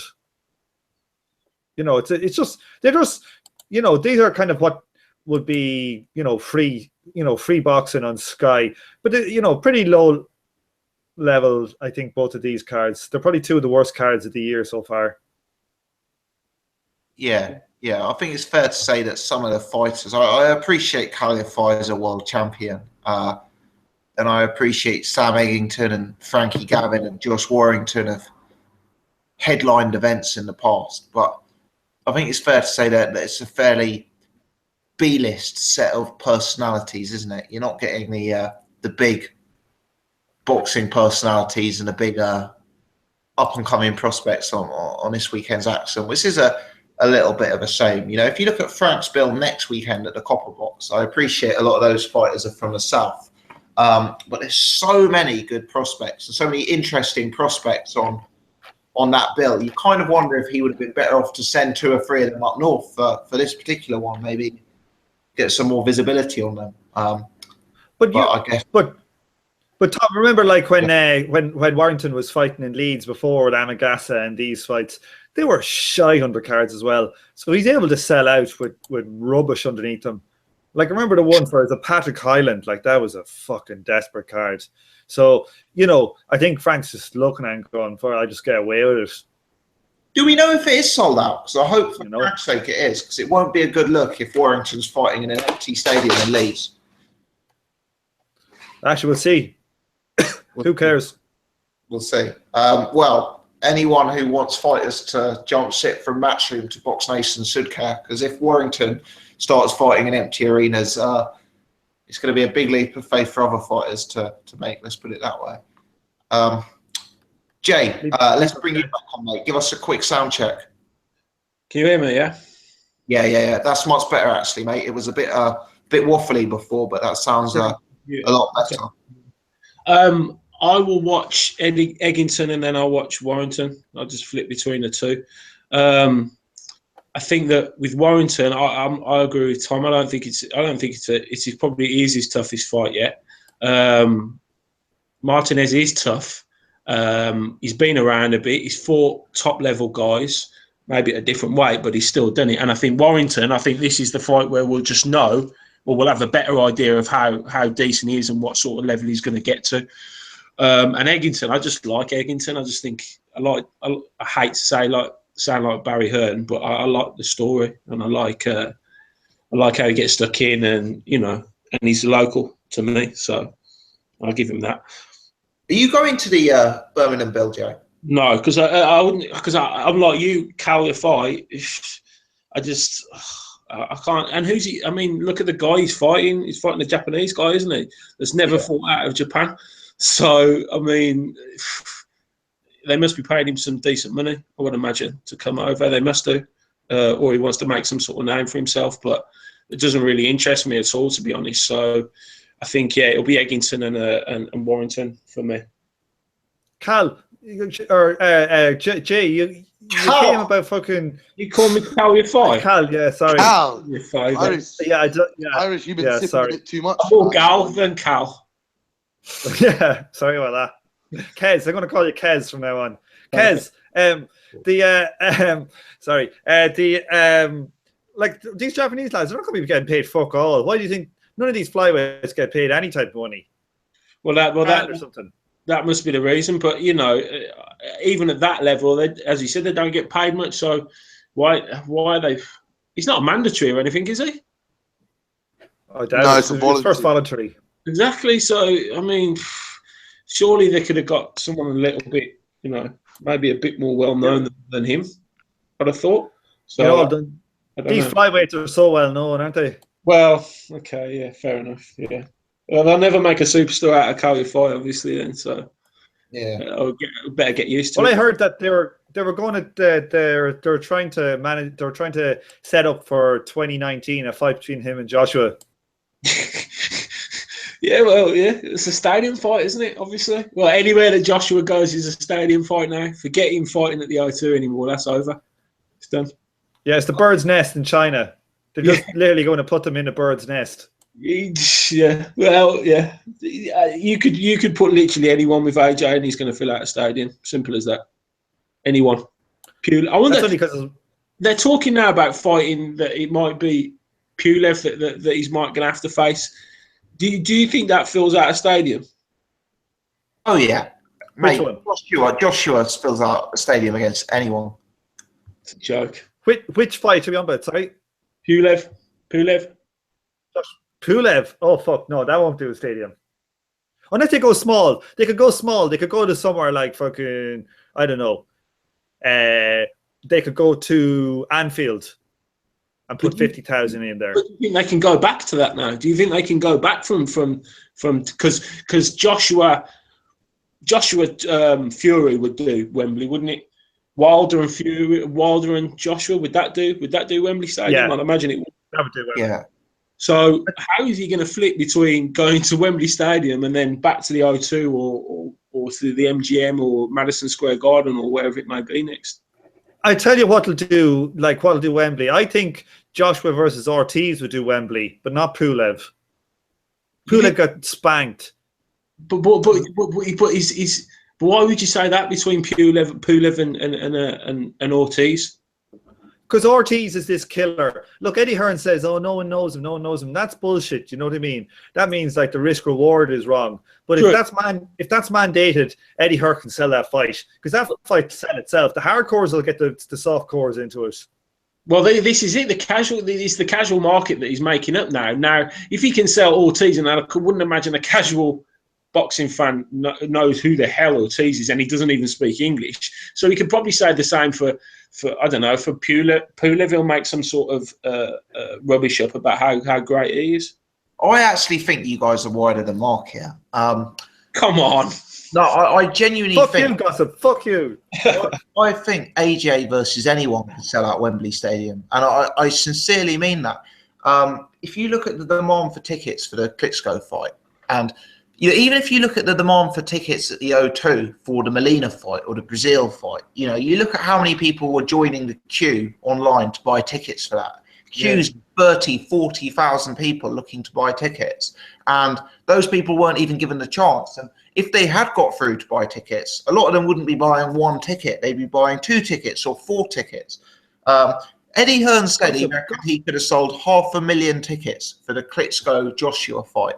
And I know that's bravado. I know that's promoter speak, but the demand for this is crazy. And Wembley may not be available because of the football stadium season, but Twickenham, the Emirates, the Millennium Stadium. There's options. Look here, Gossip. If Eddie Hearn is saying like they could have sold 500,000 tickets, why were Matchroom saying there was loaded free tickets still fucking going the week of the fight? I don't know what you mean, Tom. Yeah, that's the Matchroom were actually tweeting out saying there was still tickets available for the Joshua Klitschko fight the week of the fight. Well, I think 2 or 3 days before. I think what you're referring to, and I might be wrong, is what came up in the interview with IFL TV yesterday. Did you see that, Tom? I didn't know. That was brilliant. Coogan asked Eddie Hearn, why are you tweeting out a StubHub link to say that tickets are still available for Joshua versus Klitschko? And Eddie Hearn said that because StubHub are their corporate sponsors, as part of that contract that they've got, Matchroom have a contractual obligation to tweet out a link to StubHub's site for the secondary market to drive business to the StubHub site. So look, tickets will always be available via the secondary market, and this is for any event, a football event, a boxing event, a music event, etc. But I don't believe tickets were available from a general sale perspective for Joshua Klitschko. And to be honest, I appreciate people like to say that, boxing isn't that big a draw and that sort of thing. But yeah, let's be honest, they could have sold 90,000 tickets for that event. The demand was there. So look, I think. Sorry, but that means he'll never fight out of a stadium again then? I don't know. I think there's probably an attraction to doing, an event in Las Vegas where tickets are, I don't know, $2,000 each. So I don't know. But I don't think he ever needs to fight out of a stadium again if he remains unbeaten. I think, there's problems with stadium fights. There's things like the football season and there's things like the weather. So it may be that if he needs to fight in December, he'll have to fight in the O2 because of logistics. But I believe that if they want to fight, I honestly think he could sell out Wembley Stadium against Pulev, against Ortiz, against Dillian White, against any of these guys. Jana? Guy Parker. Look, there's no. Yeah. Maybe. Yeah, well, some of them, but there's no way he could sell it out against Dominic Brazil, out against like Pulev, right? But he will. There's plenty of guys he will be able to sell it out against. But, I agree, Tom. I'm not sorry. I agree. They sold 20,000 tickets for that Brazil fight, in a matter of minutes, and the queues. I don't know if you've ever done this, but if you buy the tickets, you can actually see how many people are in the queue ahead of you. And there were queues of literally 30 or 40,000 people waiting to buy tickets for that fight. And as I say, they'd have been buying 2 or 3 at a time. But the thing is that when these things are like, when Matchroom say that, or whoever says that in boxing, they say, oh, the tickets were sold out. It's like, the reason why that happens is because there's only a certain amount of those actual 20,000 tickets that are on sale at that one moment. Most of them aren't on sale. Usually it's only like a percentage, like 30 or 40% or 20%. Because fighters get so many, different places, like the O2 sells some themselves or Wembley sells some themselves. Some of them have to go for sponsors and blah, blah, blah, blah, blah. Some of them already have corporate, have corporate tickets that aren't for sale, So like to say that the thing gets all sold out, it's not like saying there was 20,000 tickets sold in a hotline. Like when the tickets went out first for Joshua on any of these fights, you're not saying all that goes at that one point. Look, Joshua is a phenomenon, but I still don't think if you put him in there with, a bad fighter, that it has the same. People are underestimating how much of a success that was because it was Klitschko. You know what I mean? And I know Joshua's had a lot of eyes on him, but I don't think you can put Pulev in there. If they go and they put Pulev against Joshua, they'll do about 55,000. But how many in that Wembley Stadium were casual fans? Were like football fans or whatever? Do you know what I mean? And they if the hype is big enough and they build that opponent of big enough, which they can do because they did it with Martin, they did it with Brazil, they did it with Kevin Johnson. They every opponent he's had, that they will just buy into it. So I think probably Gossip, you're probably right, to be honest with you. I think he could sell out against anyone. I mean, the other thing to factor in is Iris is talking about the draw of Vlad, and I agree that Vlad is a draw. But then again, how many tickets did Frank Warren sell for the fight in Manchester between Vlad and Tyson Fury? Because if rumours are to be believed, the tickets for that fight were like unbelievably bad, like half full arena. So as much as Vlad does add something, it's not like people are coming out in their tens of thousands to buy tickets for, the Vlad fight. Yeah, but if there was ever a bad advertisement for that fight, it was the first fucking fight. Yeah, who's going to pay for it? And apparently the tickets were twice the price that they normally are as well. So it's like, that first fight bombed. Every casual person I met that saw that fight thought it was fucking dog shit. So like people aren't going to be piling up. And the plain fact of the matter is Joshua's got a better style than Fury. So he's going to sell more tickets. So, I'll tell you the other thing you guys are wrong on as well. Now I'm on a roll. The other thing you guys are wrong on is this Kiko Martinez fight. And Jet is right, because Kiko Martinez is a bantamweight. Kiko Martinez was a noticeably smaller man against Frampton and Scott Quigg. He was dragged up in weight class by both of those guys to compete at super bantamweight. And he wasn't. He wasn't. He was world champion at super bantamweight before he fought them. That is true. However, the guy is a natural bantamweight, and he has said time and time again that he wanted to cut to bantamweight because he was just too small for super bantamweight. It's just where he kept getting offered the fights, and I'm sure Jet can jump in and support this. But Kiko Martinez is a tiny guy at super bantamweight, and I support you, Gossip. I support you, bro. I'm right here, though, aren't I, Jet? Yeah. Yeah. You're the man. You're the man. And subsequent to the loss to Scott Quigg, I know he lost to Leo Santa Cruz in 2016, but he's come back and he's dropped a draw to a guy who's 28-17. And then he's won on points against the guy who's 10-16. And now he's fighting Josh Warrington, who's a massive featherweight. I mean, Josh Warrington is a massive featherweight going on super featherweight. And he's going up against Kiko Martinez. I mean, you look at these guys on fight night, it's going to be like the difference between me and Irish Tom if we met in terms of size. It's a man against the boy. And I suspect these two, it's going to be like a big factor. I do think Warrington's quite small at featherweight, though. You say he's quite a big featherweight, but I think he's quite small in comparison to the other guys. Leo Santa Cruz is significantly bigger. If you want to compare Warrington to someone in stature, probably Carl Frampton would be an adequate. No, he's taller than Frampton. He's taller, but I don't think he's huge. I don't think he's a huge featherweight. The guys at the top level, they're bigger, or at least more heavier set than Warrington. But like Gossip, you're giving out about this, but this is me matchmaking. This is how you match guys.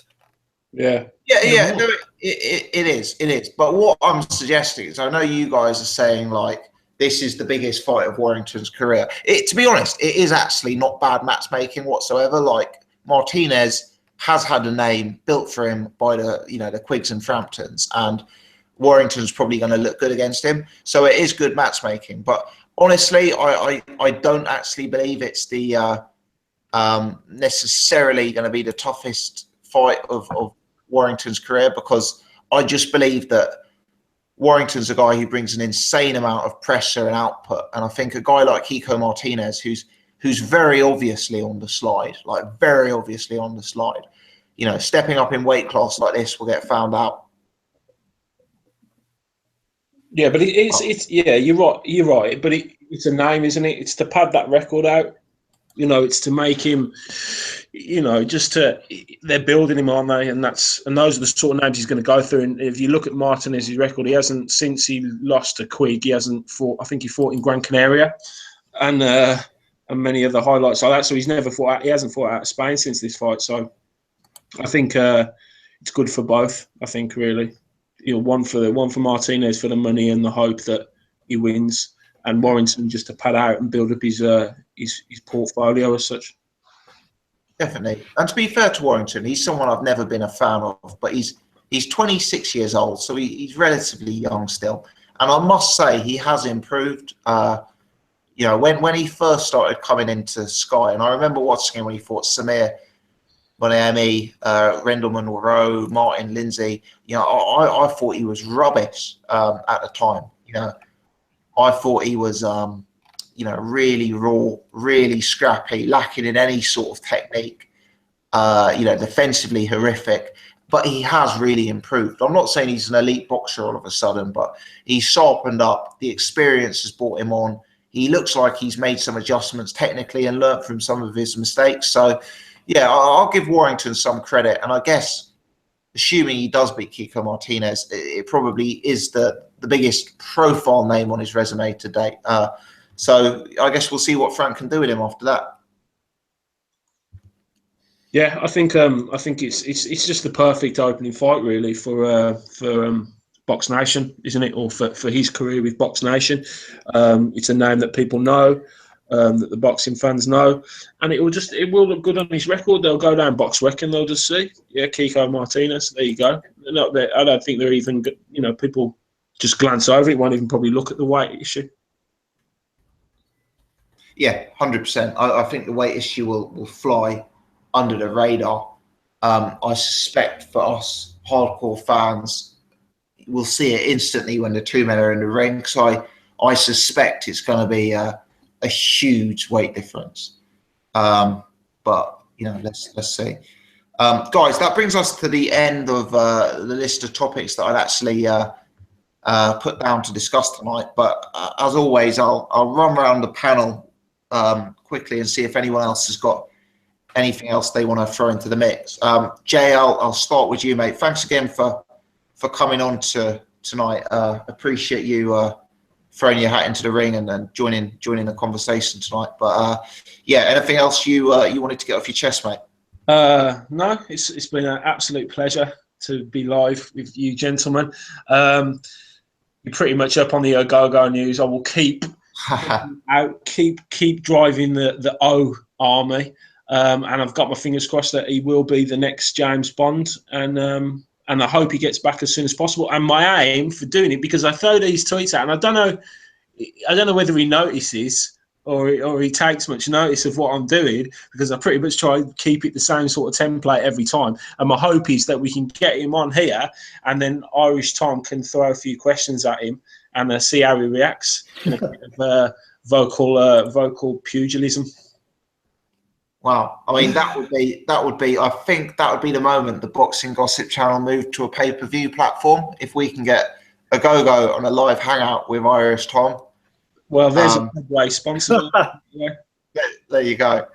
Jay, if you like, I don't know. Obviously, haven't had you on before, so I don't know if you want to remain completely anonymous or anything like that. But if you want to give out any social media details so people can give you a follow or something like that, feel free to do so, mate. My Twitter's at Lynch lower score J.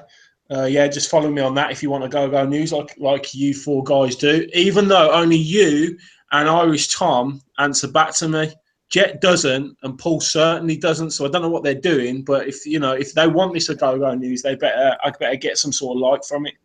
Okay, I'll like it from now on. I tend to enjoy it in silence. I wish you look on your exams, so I expect that as a little playback.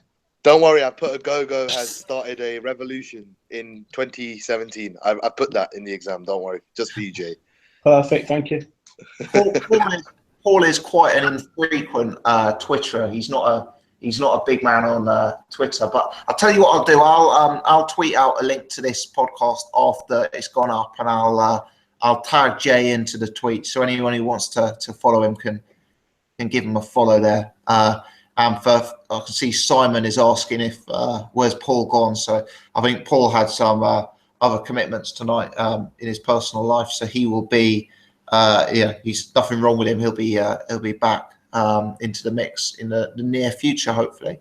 But again, Jay, thanks very much for that, mate. Paul doesn't have a personal life. He only has a public life.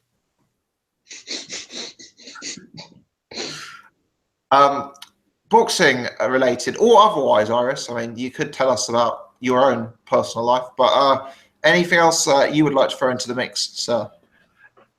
I would just like to say happy Wednesday. And oh my God.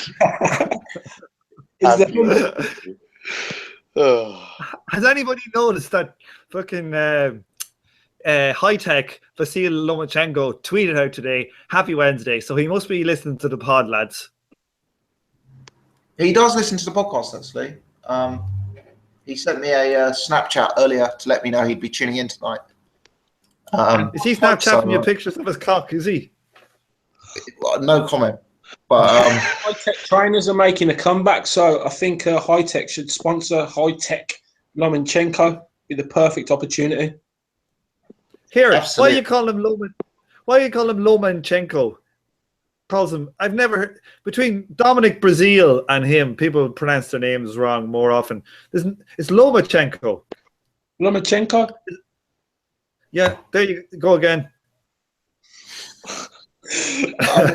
No, I'm joking because in Ireland there's a first name Loman. So every time I hear of it, like there was a mental hospital near where I grew up called St. Lomans. So every time I hear Lomachenko, I'm like, fucking hell. I'm assuming you know about the mental hospital from your own experiences, Tom. From the inside and out. Indeed. Let's go over to Jet. Jet, again, shout out to you for joining during the exam period. Many thanks, much appreciated, mate. I hope it's provided some light relief from your studies. But anything else you want to throw into the mix? No, thank you for that. A very kind message, and shout out. You're the best, Gossip.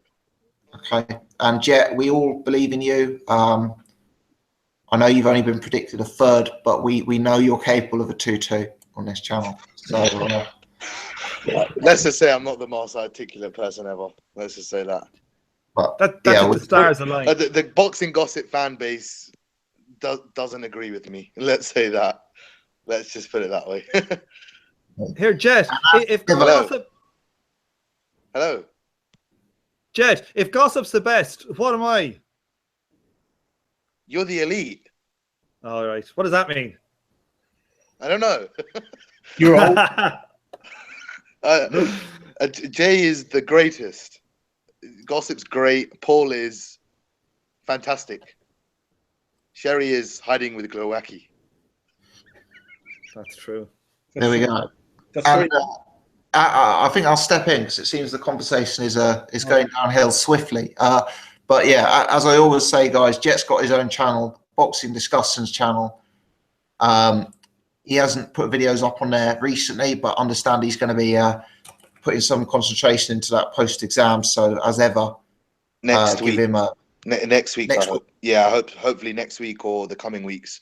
I finish next week, Tuesday or Wednesday. So yeah, hopefully after that. Well, there you go, guys. Subscribe to Boxing Discussions tonight, and you'll get your notification when he next uploads. And yeah, as always, if you're new tonight, do subscribe to my channel. And final shout out, guys, please, if you're watching this live or if you're watching it after it's gone up, please hit the thumbs up button so we can get some more visibility to this channel and to this podcast. We'll be back next Wednesday at 8:30, usual time on a Wednesday. Very much looking forward to it. We'll be discussing all of the boxing from this weekend, as well as looking ahead to the boxing in the following weekend, which of course is led by that good Frank Warren card in the south in London, headlined by Liam Walsh versus Davies. So, guys, I'll wrap it up there. Thanks again to Jay. Thanks again to Jet. As always, thanks to Irish Tom. Have a good evening, everyone, and we'll leave it there. Cheers, guys. Au revoir. Happy Wednesday.